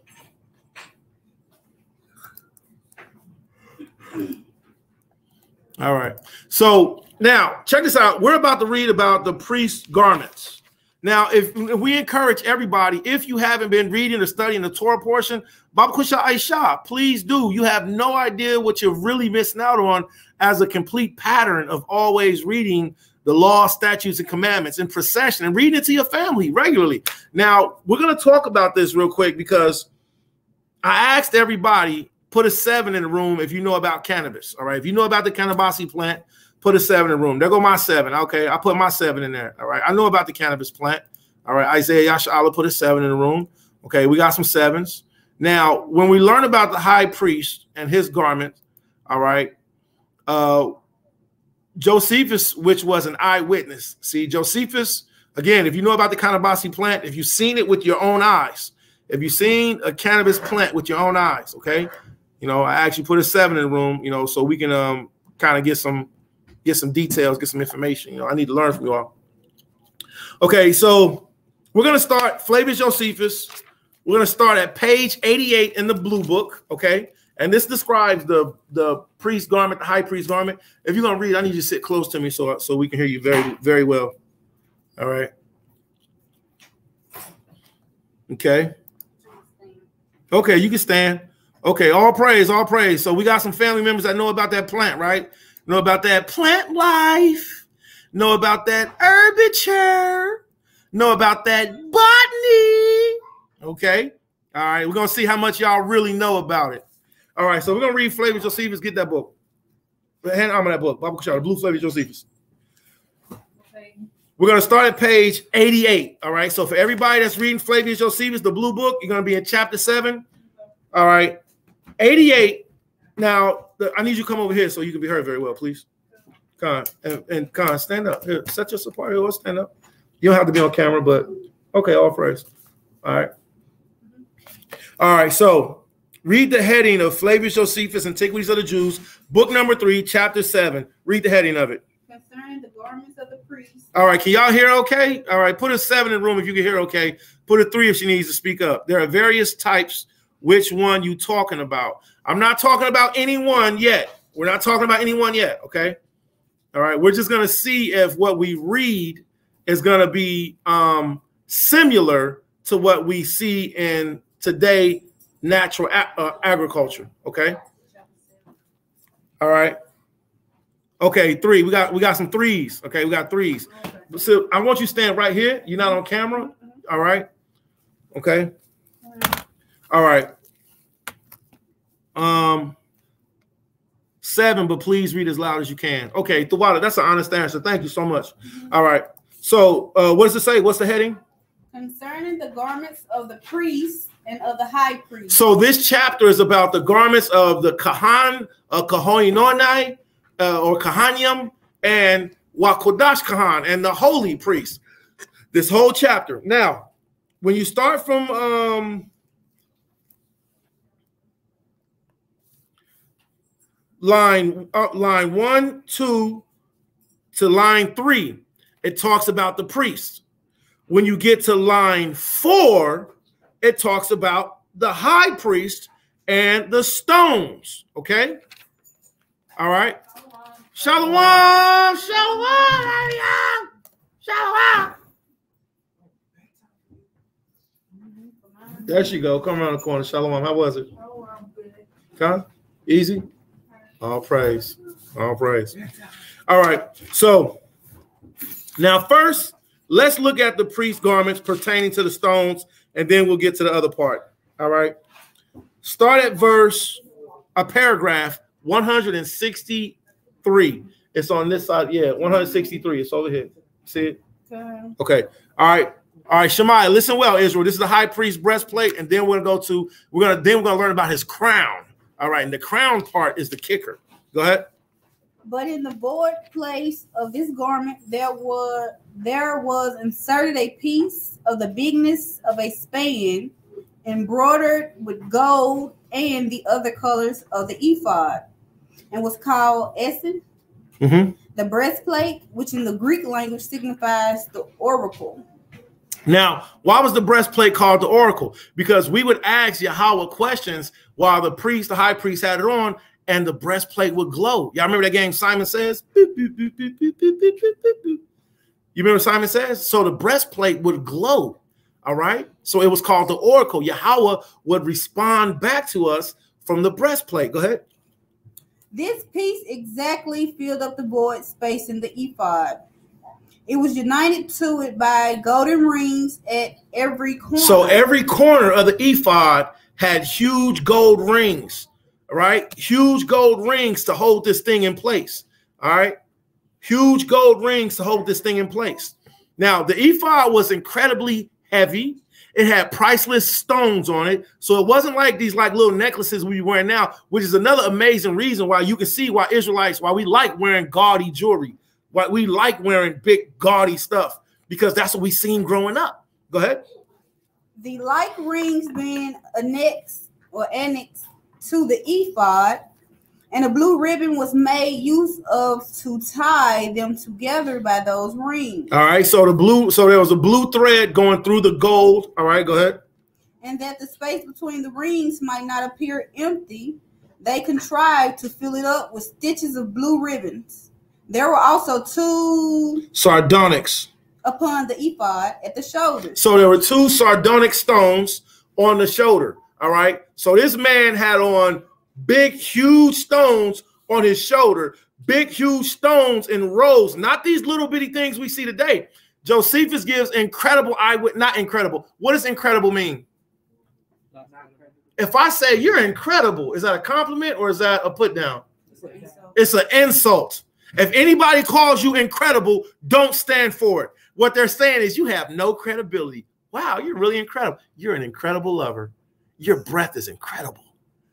If anybody calls you incredible, it's an insult. It means you got no credibility. I don't believe you.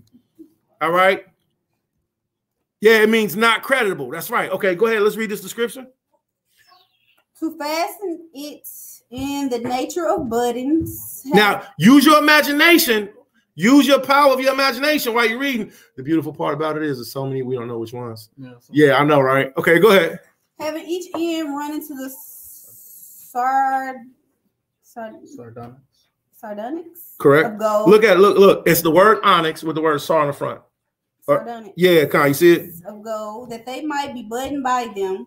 On these were engraven the names of the sons of Jacob in our own country letters. Stop. So on both of these sardonyx shoulders, in Paleo Hebrew was the name of the 12 tribes of Israel on each shoulder.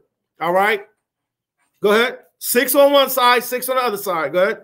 And in our own tongue. In our own tongue. So Flavius Josephus is showing that our language, like Lashawan Kodash, that ancient Paleo character that we're all learning, this is what it was written in. Go ahead. 6 on each of the stones on either side, and the elder sons' names were on the right shoulder. 12 stones also there were upon the breastplate. Extraordinary in largeness. In what?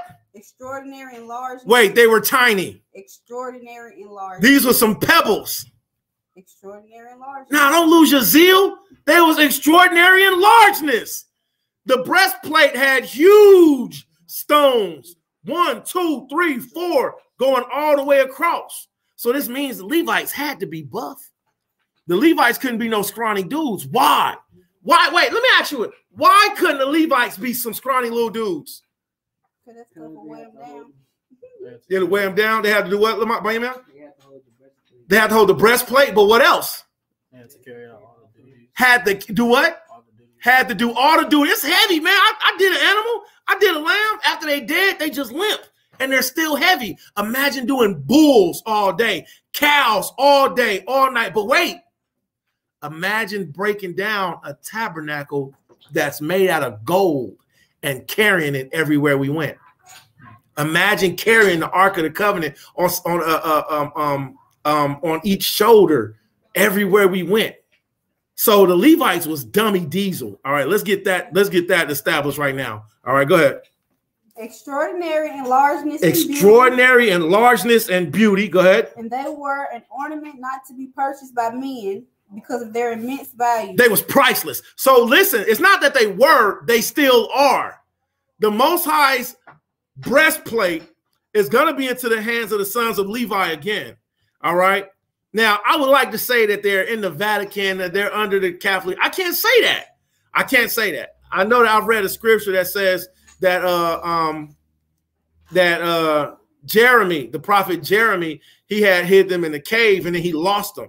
He was like, well, I guess that they're just going to be here until Yahushua comes back, right? So it says, so Josephus says these stones were large and they were priceless. Go ahead. These stones, however, stood in 3 rows by 4 in a row and were inserted into the breastplate itself. And they were set in ouches of gold that were themselves inserted in the breastplate and were so made that they might not fall out. Right, go ahead. Now, the first 3 stones were a Yeah, it's sard and then onyx. Sardonyx. Right. Now, watch this. Now it's going to, Sardonyx, right. So now it's going to go through the names of the stones. Now, We've read these names. Everybody knows what these names are. If you don't know them, then we're going to make you familiar with them. Some of these names are going to be kind of hard to say, but we're going to do what we can. And then we're going to show you something even more special with the high priest breastplate. And then we're going to go to the crown, which is one of my favorite parts. All right. So the first one is the Sardonyx. Let's everybody help read together. Okay.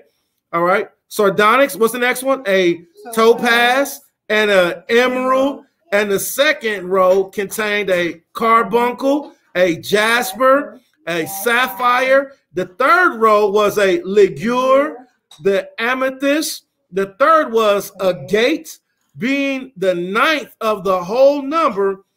The first of the fourth row was a chrysolite. The next was the onyx and the beryl, which was the last of all. Go ahead, verse 169.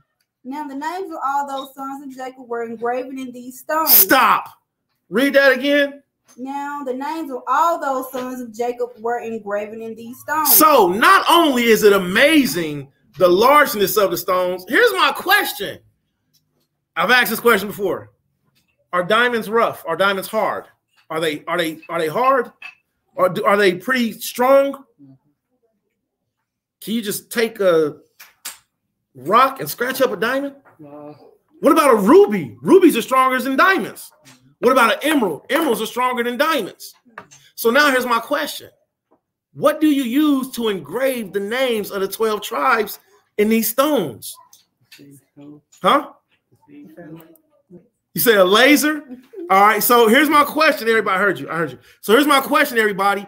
Diamonds are ridiculously strong. You use a diamond to cut glass, but a glass can't cut a diamond. It won't scratch it. It won't leave a mark. A ruby is stronger than a diamond. An emerald is stronger than a diamond. So what did we use? Think about that.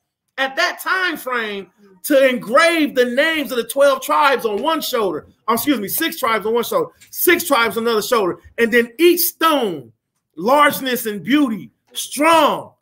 We engraved the names of Raoban, Laoya, Shemayawan, Banyamyan, all right, Yahwadah, and the paleo. What do you use? A gold, the sister said a goldsmith.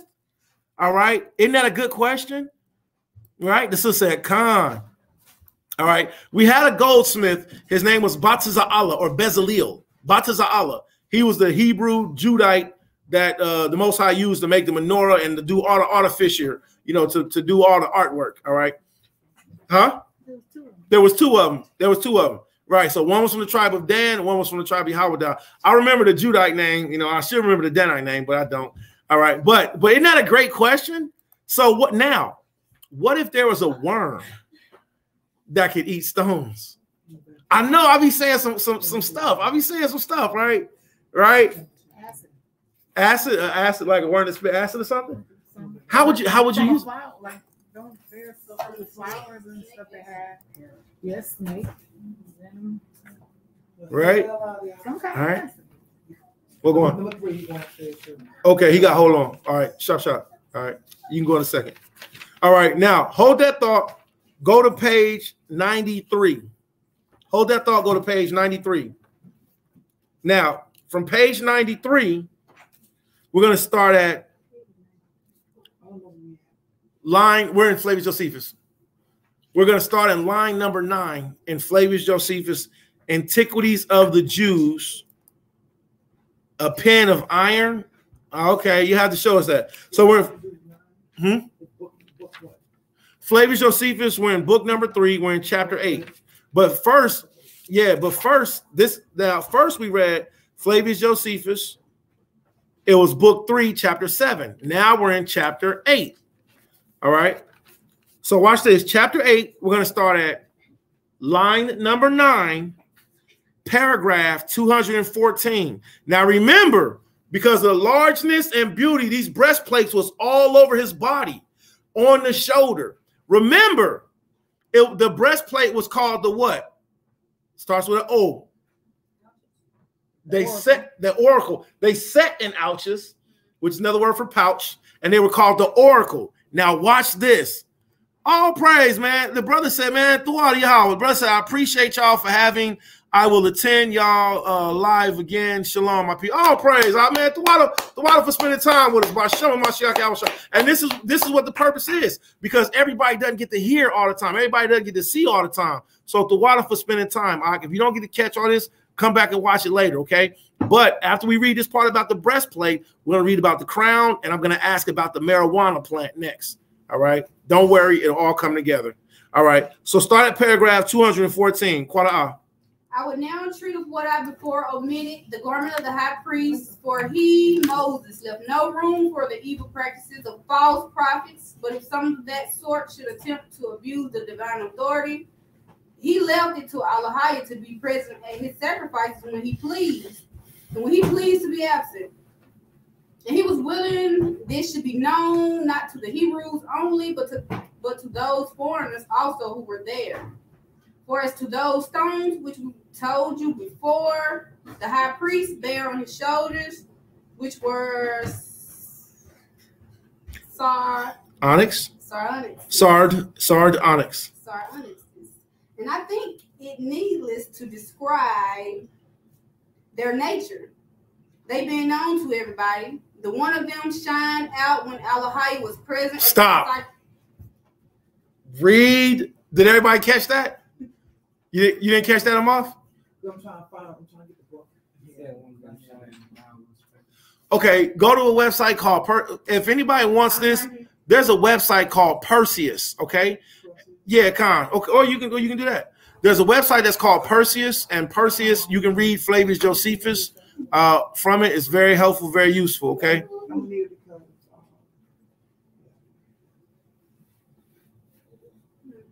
That's right. It's a website, it's an app. It's a website. You on Perseus? I'm on fire. Okay, so go ahead. Now let's read that. What'd you say, Bamiyan? It said what? It said one stone shining It said what? It said one stone shining how it's present. Those are the exact words. All right, yeah, that's right. Did everybody catch that? All right, read that again. One of them shined out when Allahiyah was present at their sacrifice. So the stone shined when Yahweh was present at our sacrifices. Read. I mean that which was in the nature of a button on his right shoulder, bright rays. Bright what? Bright rays. Bright rays. Read. Darting out thence. Read. And being seen even by those that were most remote. What's that? Yeah, ain't that fire? Think about that. Lasers. Man, listen. So from the priest's breastplate, Josephus says, you can't think that it's just a breastplate and it's just got stones on it and it don't do nothing. You can't think that the shofar, the horn, don't do nothing. The Most High said, blow the shofar when we go to war and he'll remember us. Listen, when we carried the Ark of Covenant, MashPachaa, he would say, go forward and destroy your enemies. The Ark of Covenant would do what? Do you remember? The Ark of the Covenant would lean forward. The Ark of the Covenant would lean forward on its own account. The priest, you can't think that the priest's breastplate just didn't do nothing. So read that again, man. I love this part. Start at, I mean that which was in the nature of a button on the right shoulder. Read. I mean that which was in the nature of a button on his right shoulder, bright rays darting out thence. Not glow, but it says darting out thence. Right? Read. And being seen even by those that were most remote. And being seen. That's right. The sister said gloriously. And being seen by those. What does that mean? Being seen by those that were even most remote. Meaning they were nowhere near. They could see it from far. So you mean to tell me if I was in a country and there was no lights around me, I would be able to look up and tell that the presence of Allahiyah was among the Hebrews by a light? Like a beacon?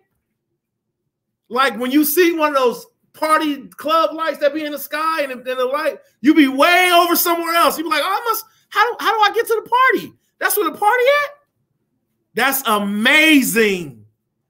That's amazing. Go ahead, read on. Which splendor yet was not before natural to the stone. So the splendor was not natural to the stone. Go ahead. This has appeared a wonderful thing to such as have not so far indulged themselves in philosophy. Go ahead. As to despise divine revelation. So for those of you who believe, it's easy for us to understand. All right. All right. For those who don't believe, you know, they in philosophy. Well, how could they? What's his name? Neil Dicey Grassi. Neil Tyson deGrasse. Neil deGrasse Tyson. He's an unbeliever. He's an unbeliever. All right. Go ahead, read. Yet will I mention what is still more wonderful than this. Read. For Allahia declared beforehand by those 12 stones which the high priest bare on his breast and which were inserted into his breastplate when they should be victorious in battle. Boom. So even the breastplate lit up. Not only the shoulder, but even the act. That's why I said, y'all remember that game, Simon Says? Beep, beep, beep, beep, beep, beep, beep, beep. And then you got to push each corresponding. The breastplate lit up. So Josephus said, look, I know I just told y'all that, but I'm going to tell you something even more glorious. The whole thing shone. The whole thing shone. The scripture said it. Shine. They shine different than they were in their natural state. Like the natural stone itself doesn't do that. It looks like something that it should. Cool. Get that so I can precept it by MashPachaa. So find that. All right, go ahead, Quara. For so great a splendor shone forth from them before the army began to march. So who was in the front of the priest? The Levi. Levi was in the front whenever we went to war. So the other nations was terrified because we coming and we got headlights in your face. We coming, the lights, the Israelites, the lights are coming, man. And see, so this is again another thing that's so amazing about our culture, our nationality. We are the descendants of these people. We're the only people in the world who has experienced this.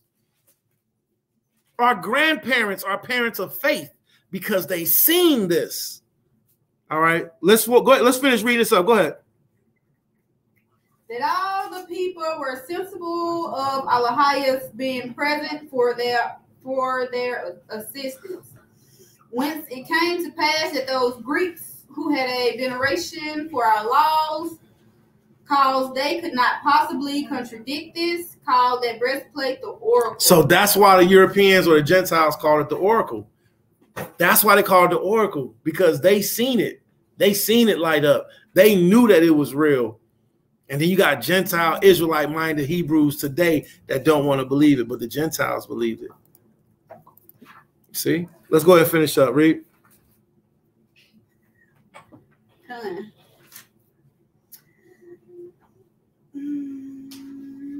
All right, 2:18 it says, now this breastplate and the Sardonyx left off shining 200 years before I composed this book, Allahia having been displeased at the transgressions of his laws. Ain't that sad? Man, of which thing we shall further discourse in a fitter opportunity. And that's how Josephus keeps you involved. Josephus keeps you involved, but he says, I'll tell you more about it later. That's how Josephus does. But see, that's what also keeps you involved, because if you really want to study, if you really want to know, you'll go back and read, you'll go back and look. Hey, Shalom, Amayan. Shalom, Amayan. Mina. Yahweh Shemar Alatah. All right. So Josephus gives us this very powerful, wonderful account of the breastplate. I hope that was a blessing to somebody. If you read last week's Torah portion, then that's something that's going to absolutely, I know that helped edify you. I know that helped edify you. All right. Now, let's go to, we're the same book.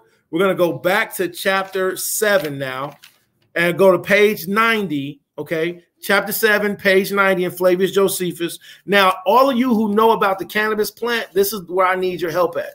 All right. Does anybody, and if you know about botany, okay, so keep that wonderful account that we just read in your mind, okay? So Flavius Josephus, Antiquities of the Jews, book number 3, chapter 7, it says concerning the garments of the priest and the high priest.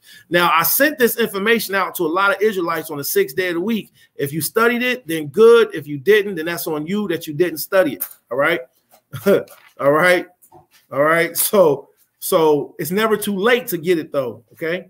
So Flavius Josephus, Antiquities of the Jews, book number 7. All right. And this is line number 6, paragraph 172, and it's on page 90. All right. All right. So now we're going to start looking at this, the high priest garment, and some details that I think are very interesting. Okay. I want you to hear about that. Okay. All right. I need to look out. Shabbat Torah. Rest well. All right. And then after this, I believe this will be the end of our study. All right.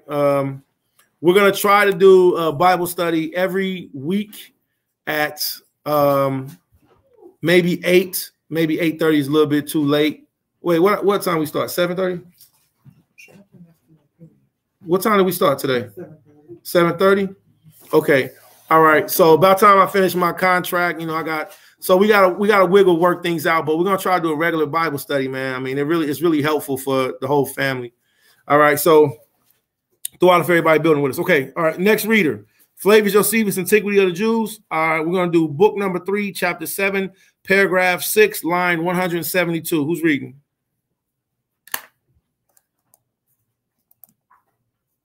I can read. Can you read?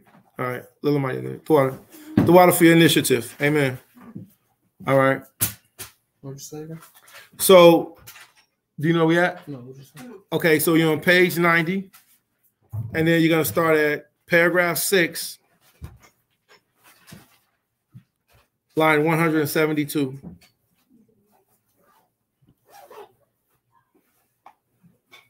So we learned about the high priest garment. Let me see. I'm going to see if I can pull it up on my screen so I can share it with everybody too. Okay. That's right. Perfect. All praise. Are you ready, Lamadia? Go. All right. Go ahead, quarter eye. The high priest mitre was the same that was described before. So the mitre is what you see a lot of Israelites wear on our heads, right? Go ahead. And was wrought like that of all the other priests. Go ahead. Above which there was another with swaths. Mm-hmm. Swaths of blue embroidered, and round about it was a golden crown polished. So stop. So the high priest had a mitre on, all right, and he had blue embroidered swaths, and there was a golden crown on top of the high priest mitre. Go ahead. Of 3 rows. Of how many rows? Of 3 rows. Of how many rows? 3 rows. Wait, how many rows did it say the high priest crown has? 3 rows. How many rows? Did you catch that? You caught that? What kind of? I was looking at everybody. Yeah, including you. Everybody, including you. So how can you think of any crowns that has 3 rows? What about you on Facebook, on YouTube? Can you all think of any crowns that you've seen that has 3 rows? And have you been taught this before? That the high priest had a crown that had 3 rows.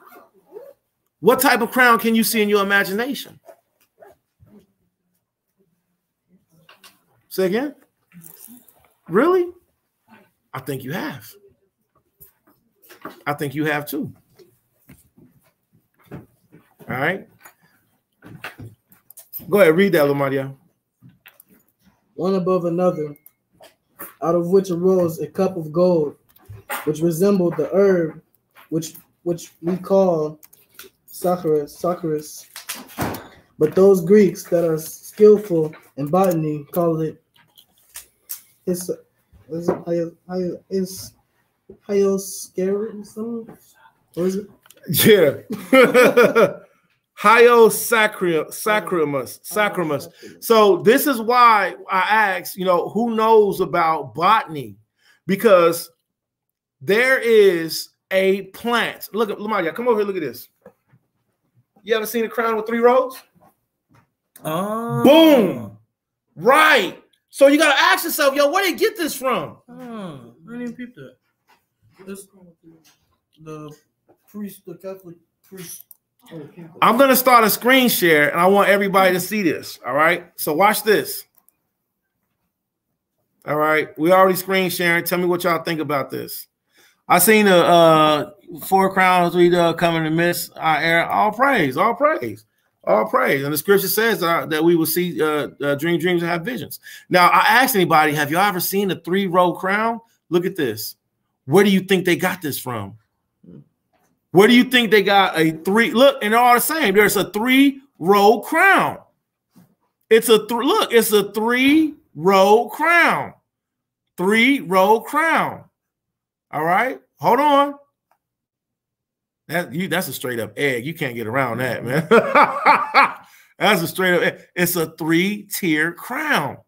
So we weren't taught that the high priest, all right, the papal tiara is what it's called. We weren't taught that the high priest of Yasha Allah would wear such a glorious crown. Okay? Ours is probably better. Ours is way better, for sure. And they couldn't do nothing but imitate what we already have. Okay? But let's go back to this, okay? All right. Go ahead, Lamadia. Line 173. Okay, now, everybody, 170, we're in 173. I'm gonna go back to 172. It says, now pay close attention. All right, it says, out of which arose a cup of gold. Okay, so the crown had an image with a cup of gold on it, which resembled the what? What's that say? It's resembled the what? The herb. It said that on the priest's crown, there was a cup of gold which resembled the herb, which we call Sardonyx. All right, now I don't know why this is here, but grab Exodus. I'm off. Exodus chapter 38. Verse 36, Exodus 38, verse 36. And for everybody that's watching, I'm going to see if I can pull this up online. All right. I'm going to do let's do a screen share. I'm going to see if I can pull this up so you all can see it for yourselves. Okay. 38, 36. Flavius Josephus, Antiquities of the Jews, book number 3, chapter 7. And this is a really good website, everybody. It's called Perseus, and it's very helpful. Whenever I'm reading Flavius Josephus online, this is the website that I use. And I'll copy the link and share it with everybody. Okay. All right, go ahead and read that, Amalf. What'd that say? Oh, Exodus 38. And read verse 36. I'm going to share the link. So here's the link for anybody that want to look it up later. You can have it for yourselves. All right. Yeah, 38, 36. Okay. There's no 36. Exodus 38, 36. Okay. I got to find the scripture, and I wonder what I wrote there. All right. This is about botany. All right. Dakine. All right. So I'm going to find it online for you all. And then we can all look at this together. Splendid, which breastplate placed in the middle of the ephod. Greeks called a zodiac. All right, so all right, let's go to the next part. What was this at? 172? Okay. All right. Now this take a little bit of homework to do, Yashala, but don't be afraid. Don't be afraid to study. Okay, here we go. Here we go. Here we go. All right, so everybody that's watching online, now y'all can see with us, okay? All right, so I'm going to start back at 172. It says, the high priest Mitri, or that's Mitre, that's Mitri, right? The crown that he wears on his head, all right, was the same that was described before, or as the other priest wore, and was wrought like that of the other priests, above which there was another with swaths of blue embroidered, and round about it, here it go, was a golden crown polished of 3 rows, one above the other, out of which arose a cup of gold, which resembled a what? A herb, which we call the Sardonyx. All right, now I'm going to do a real quick search real quick. Let's see if we can copy and find something on the Sardonyx herb. We might be able to, we might not.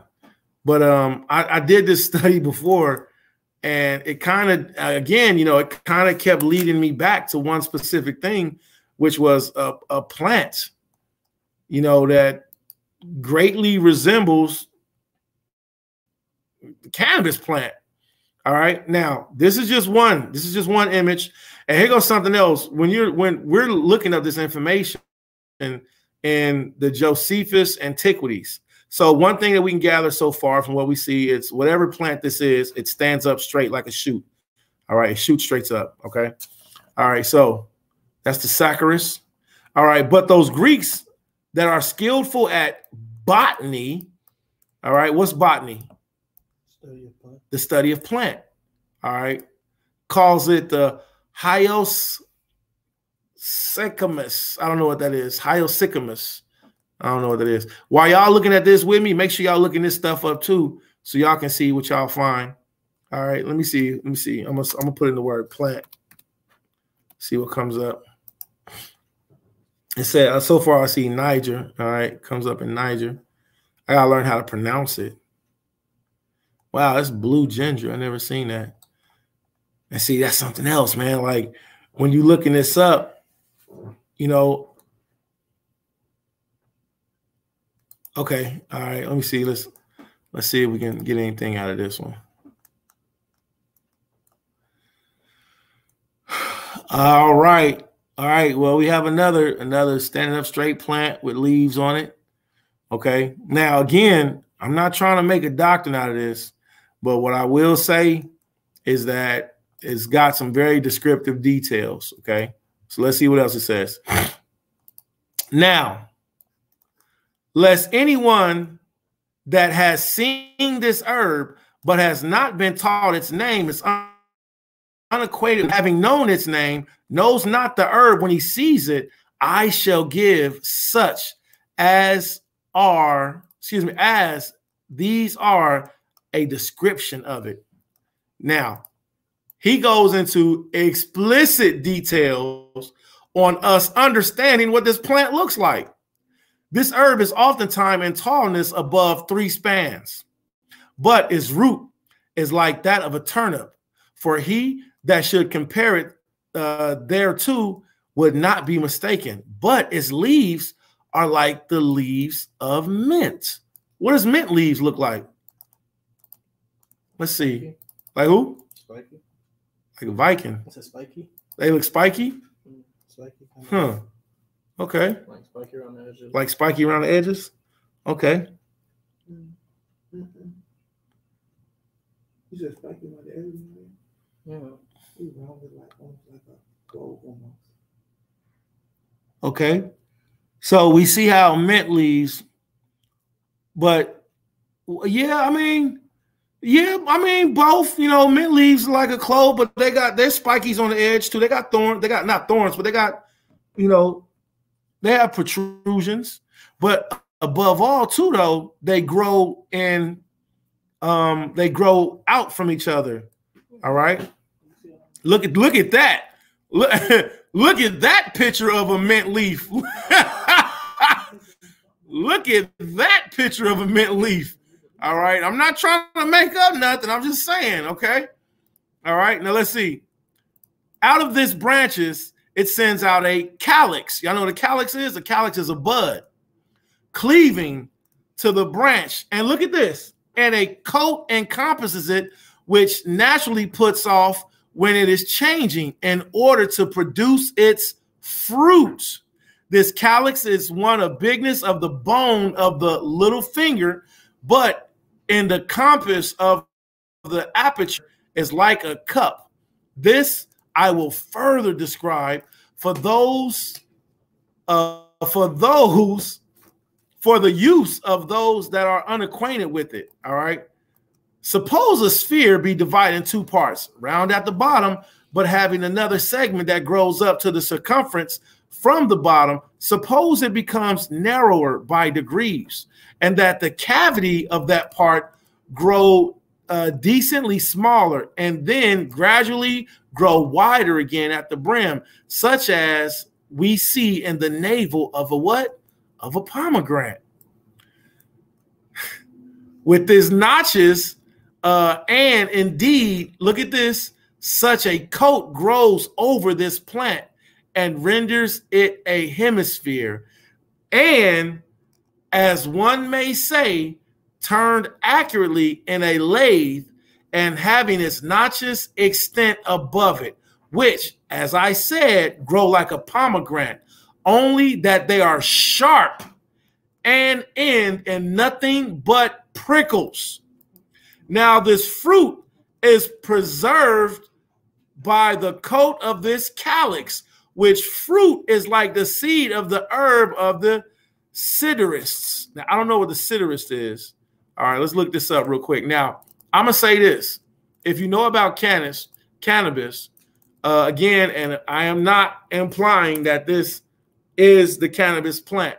What I am saying, though, is it has, by description, oh, man, I don't know why that came up. I guess maca root is something with that. All right, so the Sardonyx, this thing grows up straight up and down. It's got some pretty. This pretty much looks like, you know, what people might think it look like. It can be confused for something. I'm just saying it looks like what it sounds like. It looks like. Just looking at the pictures alone. Let's go back. Let's go back, okay? All right. It sends out a flower that may seem to resemble that of poppy. Of this was a crown made as far from the hinder part of his head to each of the temples. Wow, I just thought of something. The Greeks would wear coming around their head. Wow, because it says the hinder part of the head coming around the temples. So this is just so descriptive. Here's the point. The high priest crown was more regal, royal. I don't know what to call it. It was more beautiful than what we know. And for some reason, Yahweh had a for some reason, Yahweh had a plant. Or go ahead and close that up. Do you need to go check? Yahweh had the symbol of a plant engraved and going around this thing. Now, I don't know because I'm not good at botany all like that. But there are some people who are, you know, and we can really use your help on understanding this verse. All right, so it reads, it says, for this calyx may be called, did not cover the forehead, but it was covered with a gold plate, which had inscribed upon it the name of Allahia in sacred characters, the name of Yahweh in sacred characters. And such were the ornaments of the high priest. So it seems like the plant came around right here, and then there was a regular plate that he had, a regular gold plate that had Yahweh on it, but the plant came around here on top of a 3-tiered crown, on top of a mitre that had blue and gold stitched into it.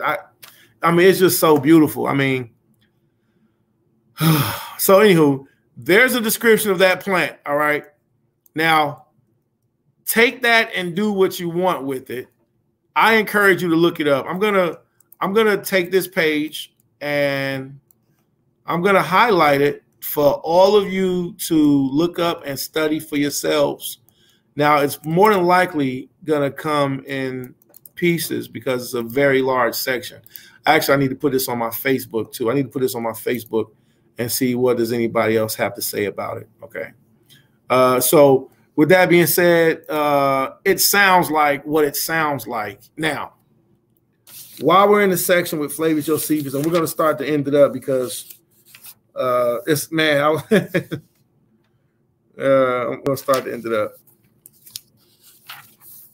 All right. Harayuel suggested to MashPachaa.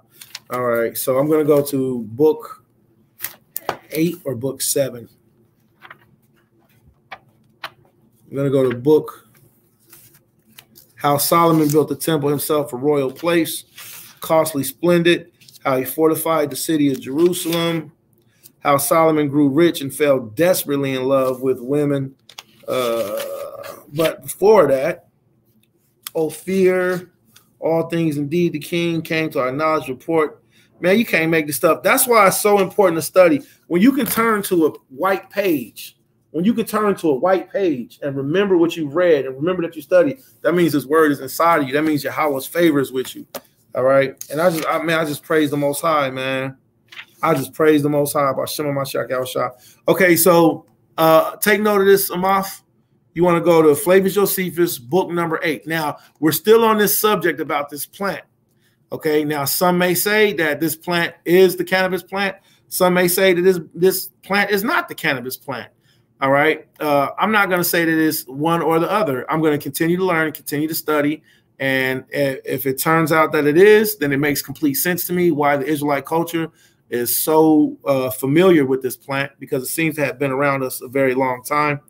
If it turns out that it's not, then I didn't lose anything. Okay. All right, cool. We didn't lose anything. Book 8? Yeah, Con, we're in book 8. We're going to go to chapter 6, book 8, chapter 6. And we're going to go to section number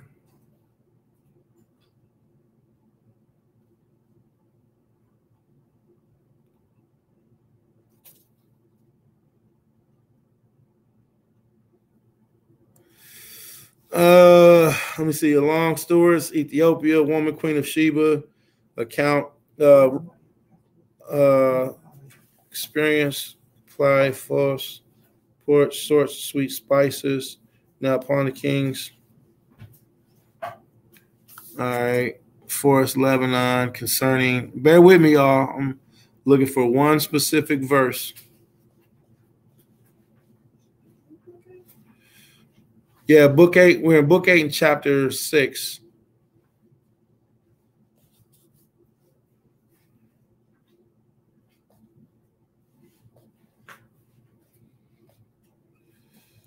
Demonstrated how deeply king was affected. So Queen Sheba, now it is true that Queen Sheba went and visited King Solomon. We don't have any record to show that King Solomon and Queen Sheba had sex. Oh, actually, we do. He married her. So King Solomon did marry Queen Sheba. Pharaoh of Egypt was King Solomon's father-in-law. So when we have, what do you say? Well, she left and went back. So he got married and she left, went back to and then went and told everybody about King Solomon. Mm-hmm. Because she left him there and she went back to her. Right. So when we look at King Solomon's house, he built the house for him and he built the house for Queen Sheba. So she actually did come back and live with him. Now, it's not too far, because I used to be like, especially with the Selassie movement, like, you know, nah, man, there ain't no bloodline to say that King Solomon, but there actually is. All right. Josephus does give account that whatever she asked him for, he gave to her. So first of all, she fell in love. Let's read it real quick. Okay, so we're going to start at paragraph 171, okay? And then we're probably going to read down until we find what we need. All right, paragraph 171. And I'm going to pull it up on the screen so everybody can see it. All right, 171. Something else I really like about this chapter, it tells us that King Solomon, he had monkeys and Ethiopians in abundance. So we had, so, you know, I mean, the Ethiopians, they rocked with us. All right. Inquisition, philosophy on accounts. She admired him. Let's see. Forest of Lebanon, large and greatness, called for them magnificence, skilled descent. When he saw this and when she saw this done every day. Okay. So when she saw this done every day, she was in the greatest admiration imaginable, in so much that she was not able to contain the surprise she was in, but openly confessed how wonderfully she was affected. So she couldn't restrain herself. Right? She showed that she was dazzled by this man.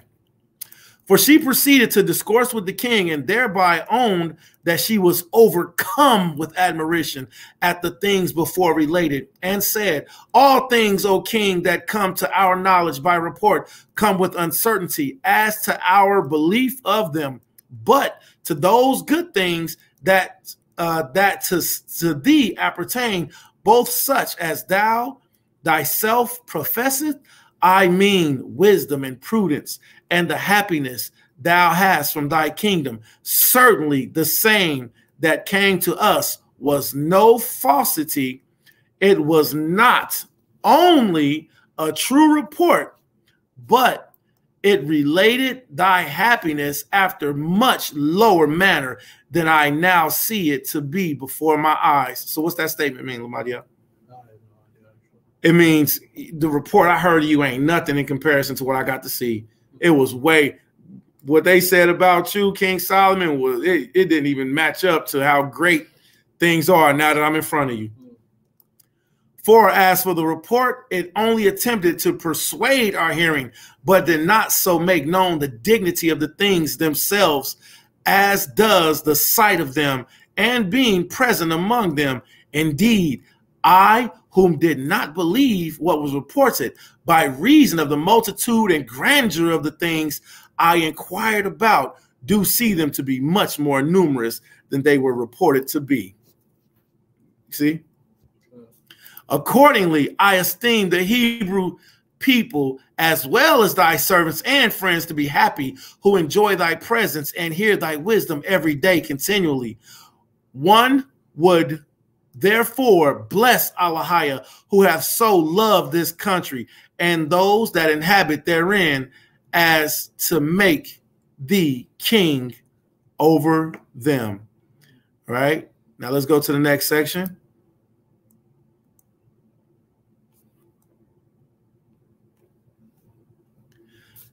Section 165. Now, when the queen had thus demonstrated the words how deeply the king had affected her, her disposition was known by certain presents, for she gave him 20 talents of gold and an immense quantity of spices and precious stones. Now, here's the point. They say also that we possess the roots of that balsam which our country still bears by this woman's gift. What's the balsam plant? Isn't that interesting? Does anybody know what the balsam plant is? Let's look into it. Now, some say that the balsam plant is another name for cannabis. I'm going to do a very surface skim over the top.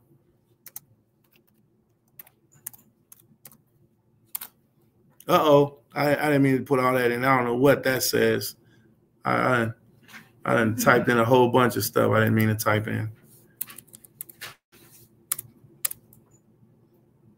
How's it spelled? BALSAM.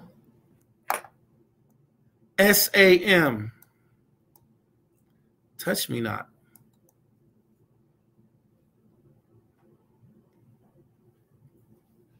A plant sowing balsam flowers. Let me see if I can get some images.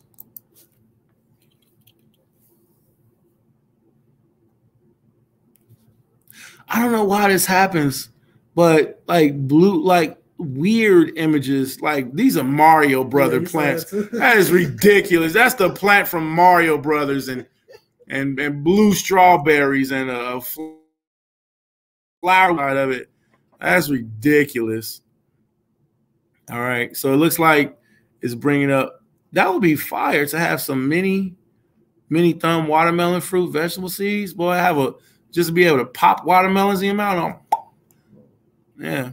So for what I'm seeing for balsam plant, balsam fruit, balsam trees. All right, I'm seeing history. I'm seeing roses. I don't know what those are though. So likely, yeah. All right, so.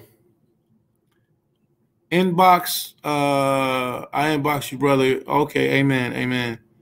Okay, a female plant. All right.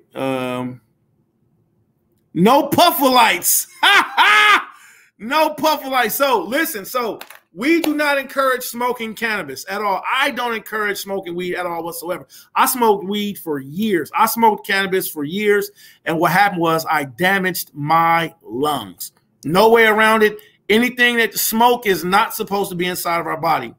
I will encourage you, though. Let me get this scripture real quick. Let's get Wisdom of Solomon, chapter 7.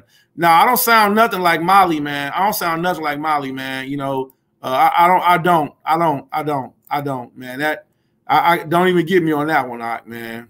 But let me do this real quick. Wisdom of Solomon, chapter 7, KJV. Now, why is this important? Because Malak Shalamah, King Solomon, knew the virtue of every root. Now, again, you know, I'm not going to say I didn't smoke cannabis, because I did. In the process of smoking cannabis, I found out I couldn't run as fast as I used to. I found out I couldn't breathe as good as I used to. There's no way around it. If you smoke weed, you're damaging your body, okay? You are damaging your temple. Now, I can't tell you not to eat it or to drink it or to make oils or to make tea or to make salves out of it. I would actually encourage you to do it, all right? And the reason being is because it does have medicinal qualities, and these qualities King Solomon knew about, okay? So let's go to Wisdom of Solomon, chapter 7, real quick. All right. You there, Lamadia? Okay, all praise, all praise. So we're going to do Wisdom of Solomon, and we're going to start at verse 15. Wisdom of Solomon, chapter 7, verse 15. Go ahead. Wisdom of Solomon, chapter 7, verse 15. Yahweh hath granted me to speak as I would, and to conceive as I meant, for the things that are as is meet for the things that are given me, because it is he that leadeth unto wisdom, and directeth the wise. For in his hand are both we and our words, all wisdom also, and knowledge of workmanship. For he hath given me certain knowledge of the things that are, namely, to know how the world was made. So King Solomon understood how the world was made. Go ahead. And the operation of the elements. He knew the operation of the elements. Go ahead. The beginning, end, and midst of the time. He knew the beginning, the ending, and what was currently going on in the world. Read. The alterations of the turning of the sun. Go ahead. And the change of seasons. So King Solomon knew everything. He knew the alteration, the turning of the sun. You know, even before NASA was around, King Solomon understood that the sun rotated. He understood that it licked out fiery vapors. Go ahead. The circuits of years and the position of stars. Go ahead. I was going to go into a flat earth breakdown, but I ain't going to do it. Go ahead. The natures of living creatures. So King Solomon understood why dogs bark. He understood why snakes hiss. He understood that. I mean, I can't even go into. King Solomon understood everything in nature. All right, go ahead. The furies of wild beasts. The violence of wind. Go ahead. And the reasoning of men. Go ahead.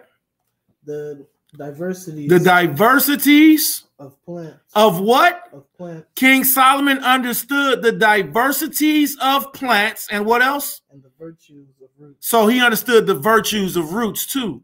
So King Solomon, I don't sound nothing like Mally, man. So I think don't do me on a comparison tip on that one, Doc. You feel me? At one point in time, I would have been that was a compliment, man. But you know, I don't feel as much so.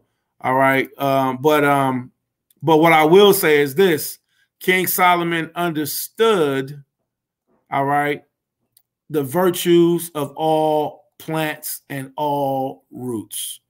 And that's my point.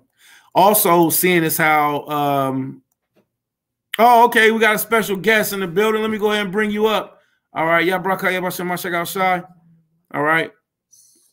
All praise. Shalom, shalom. Welcome, Miss Thou. All right. Yo. Let me clear what I was trying to say, okay? When I said the Mally thing. Because you made the statement about, you know, you're going into the flower or whatever the flower is, and you're not trying to make a doctrine. In other words, like, if it's not true, if it's true, then okay, we hold on, 1 second. The brother said, he said, the brother's not here to defend itself. Let's not be talebearers.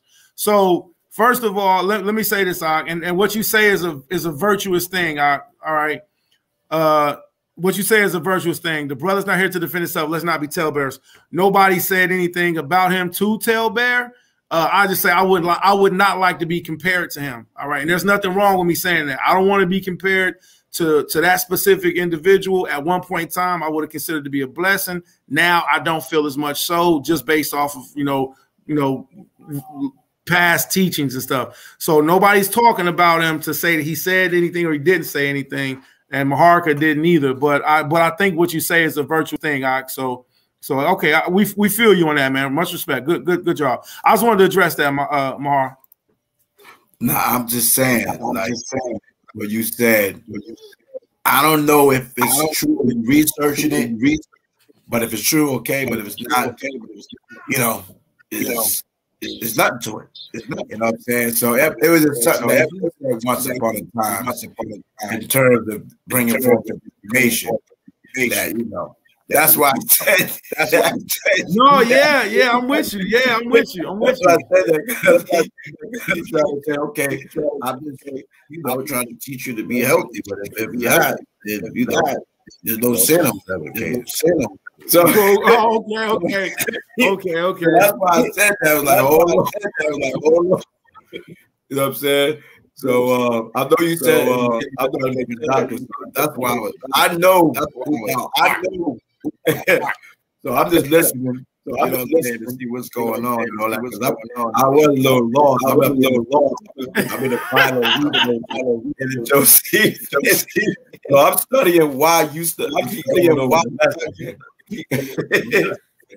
Yeah. So the reason being is because last week's Torah portion was about the priest's garments. So we were reading Josephus's description of the priest's garments, and it's just really beautiful, and it does raise some questions. It's very beautiful. It raised some questions, but it also gives us some insight on the high priest garments and the priest garments. That's why. Okay. All right. Cool. Okay. So I'm actually done.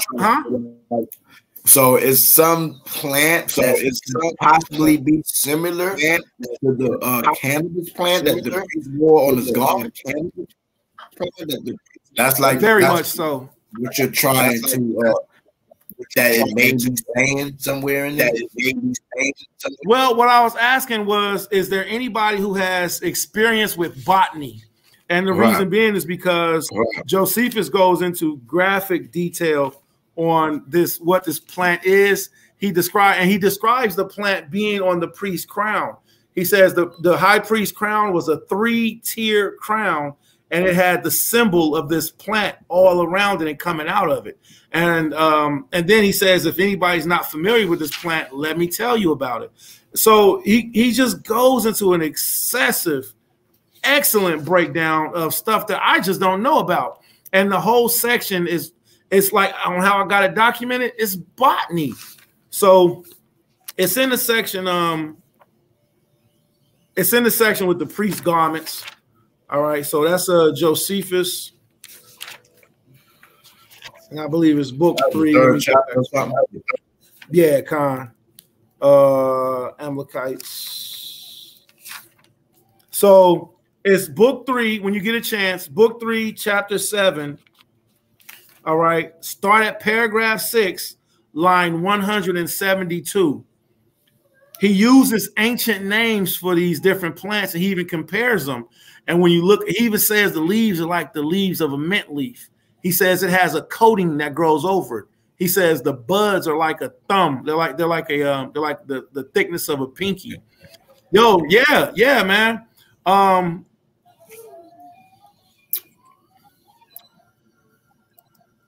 The sister says, I strongly believe I planted it. I strongly believe I planted and smoked it back in 1980. She had it homegrown in 1980. Oh, you had that plant from the priest gone? I don't think that's what she said. I don't think that's what the mother said. Right. But just check this out. I'm gonna read this again. Yeah, that green thumb, right? So I'm gonna read this again with no breakdown, just to just to look at it, you know, and say, you know, hey, you know, what is this? Now I will say this: I do believe that the plant has been in our culture for many years, and I don't think that we were ignorant of it. I just don't think that we used to smoke it. You know, there's some who believe that it was used as incense. You know, even as you know, mixed in oils.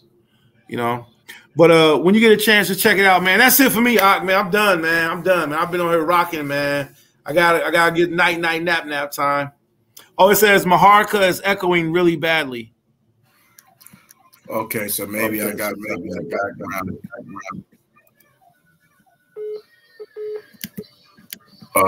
Let me mute.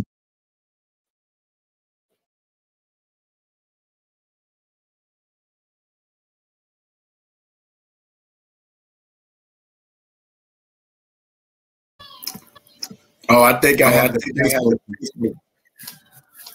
Am I still echoing? Yeah, it sounds like it.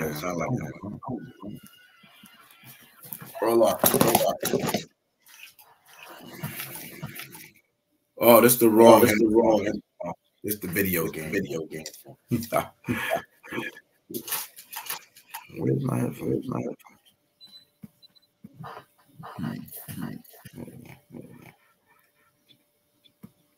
I'll just coming in and say whatever.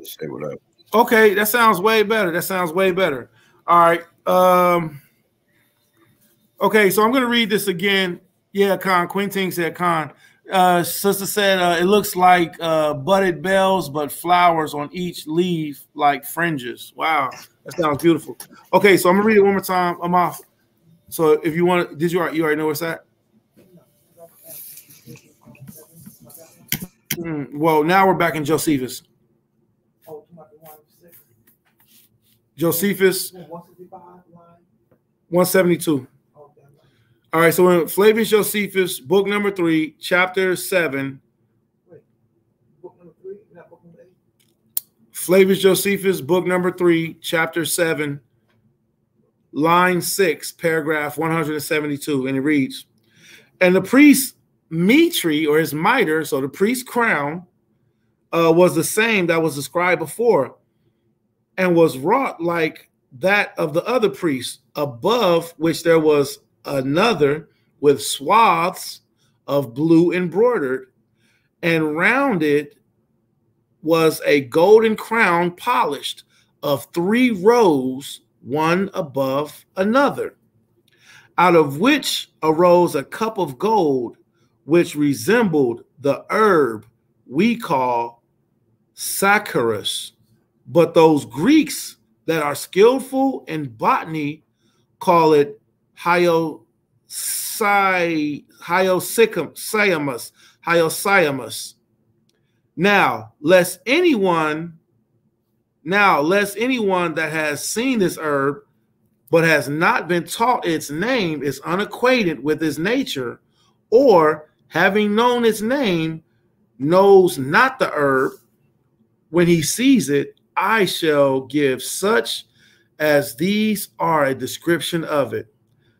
This herb is oftentimes in tallness above 3 spans. So it's a tall plant, right?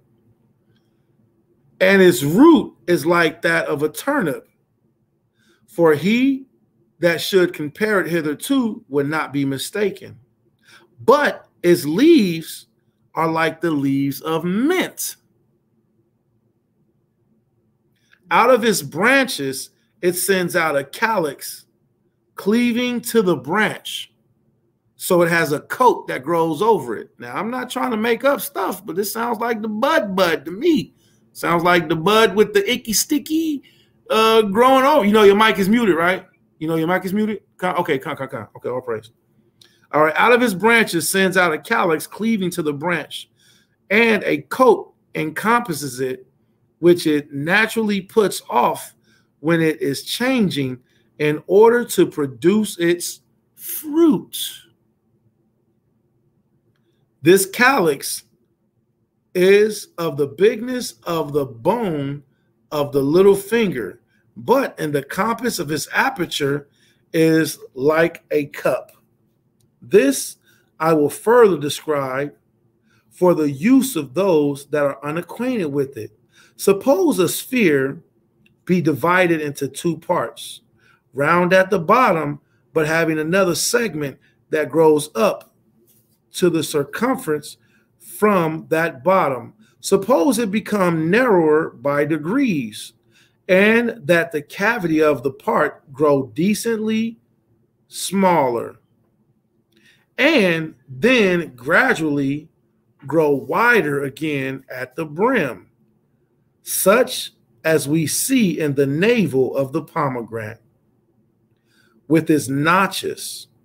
And indeed, such a coat grows over this plant as renders it a hemisphere. And that, as one may say, turn accurately in a lathe, and having its notches extent above it, which, as I said, grow like a pomegranate, only that they are sharp and end in nothing but prickles. Now, the fruit is preserved by this coat of the calyx, which fruit is like the seed of the herb Sardonyx. I don't know the plant. Sideritis.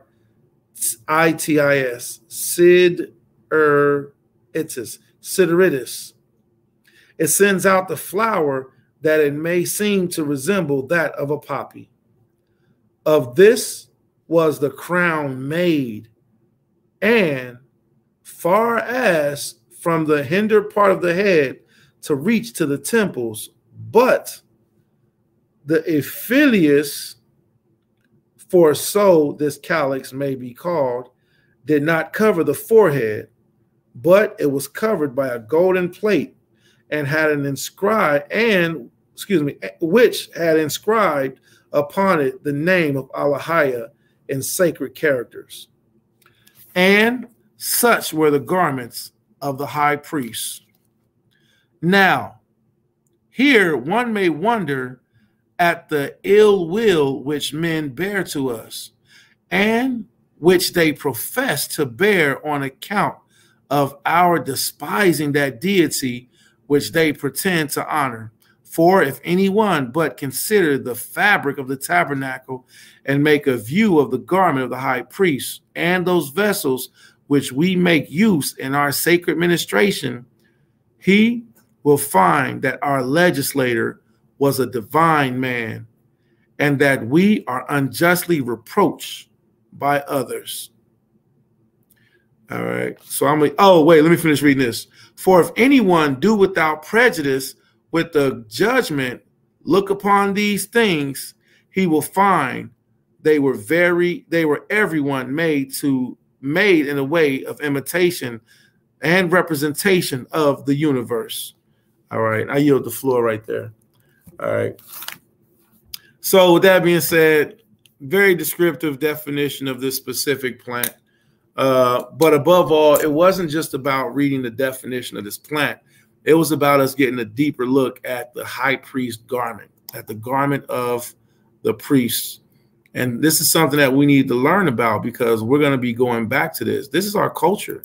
This is our heritage and our nationality. And what we need to do as a nation, we need to know the glory that the Most High put upon the children of Israel. And he put a beautiful glory upon us. Okay? Our high priest used to walk around shining, literally, figuratively, and literally. And you can't beat that. So we encourage everybody, learn the Torah portion, study the Torah portion. I want to see if the Elder Maharka got anything to say. It looks like he's doing a breakdown. I'm going to see if he has anything that he wants to bring out before we go ahead and end off this video. Okay. Shalom. Come on. And we want to encourage everybody too, man. Remember, Sabbath sanctification, all right? Sabbath sex and sanctification. So we want to encourage you all, stay away from those monsters that's teaching you all to defile yourselves on a Shabbat. All right, because of these reasons, we even lost the garment that the priest wore. All right, let me yield the floor. El, do you got anything you want to bring out, King? Yeah, I got a couple of about that. I'm putting my little rapid fire. And maybe I could do this. Rapid fire. That's it. That's it. Deal with the term, pleasure, the definition, the new letters, stuff like that. Boom. The other things, right? But yeah, study showed us. Karatazar and Rock and Josephus. I'm looking at some things that Josephus is definitely like, wait a minute. Looking like okay. But it's always good to expand your knowledge base once you have rooted yourself in the word of the Most High. I'm not saying that I'm completely rooted at all. You know what I'm saying? But stay in the core, in the foundation. You know what I'm saying? Stay in the Bible, in the Apocrypha, right? Stay in the King James 11 Holy Bible. Right. Get your foundation. Have the Spirit touch you to go into the books. You know what I'm saying? Get lost. Some brothers try to go and they bug out. You know what I'm saying? So you know, the studies, the study session, you just study. You know what I'm saying? Like you're saying, I'm not trying to make doctrine, but this. You know what I'm saying? Things make sense and elaborate with very different in the script. You know what I'm saying? That's what we. You know what I'm saying? Not to say a false understanding. But like the brother said, we did class on no sex on the Shabbat. Check it out, 3 hours long. Okay, your mind for the first hour, basically, I believe. I went probably like 40 minutes, and then Zai came in and closed the show. You know what I'm saying? So the 3-part. If you want to eat it, you feel your best. You gotta try. I think we knocked it out of the box because this is a topic I've been. But I'm definitely going to fire session. The word pleasure is what we call sex. So I'm going to highlight that in Philo. I'm going to highlight that in Josephus. I'm going to highlight it other sources and stuff like that. That's it, man. Man, I just want to jump in right quick.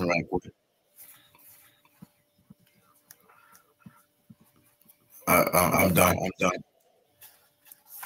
Brothers, are you there?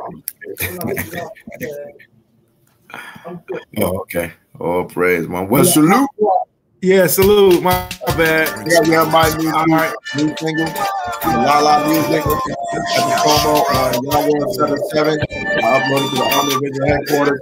Music video coming soon. Filming down. It's gonna be lit.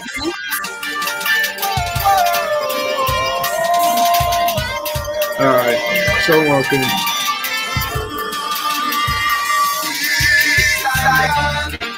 Throne of David, King of Judah, land of the lions, sleepy Zion. Throne of David, King of Judah, land of the lions. Whoa, Jerusalem, I will never forget thee. Home of the mightiest army, home of the mightiest.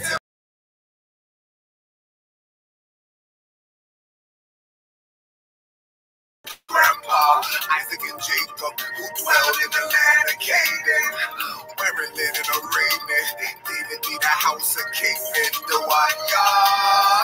Be the chosen Messiah, father of King Josiah, who did what was right in the sight of the Most High.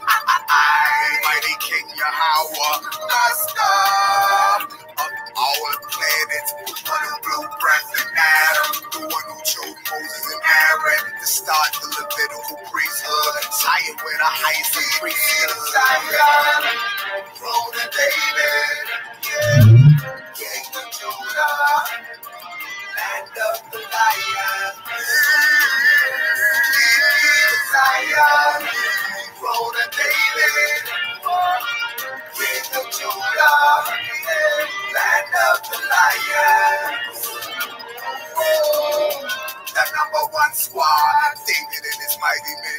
Joshua be Eleazar, can't forget Abishai, who bloody 300 men, he was the captain of the lions there. Can't forget Benaiah, who jumped in the pit with a lion, slew it on a snowy day. Hey, hey, I got a rep for the lion hearted, y'all bless the spirit of my dearly departed. Who put their life on the line, defended my people from the uncircumcised. Praise Yah for his heavenly power. My city rise again like a beautiful flower. My king be the champion, and Jesse Reed Psalm 89. He God's in the flesh, Reed Psalm 82, but we died like you do. We need Zion, Lord of David, King of Judah, land of the lion. We need Zion, Lord of David, King of Judah, land of the lion.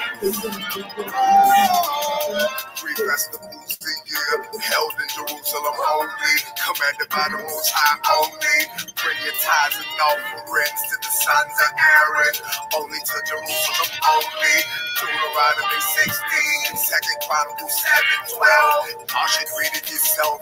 This is Malachi. Here to bring in the message. I only teach me some great lessons.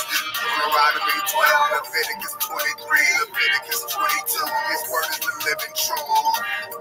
And so I'm spitting the fire, consuming the liars. Never call me a dragon, cause I'm only a lion. Still sing the songs of my grandpa David.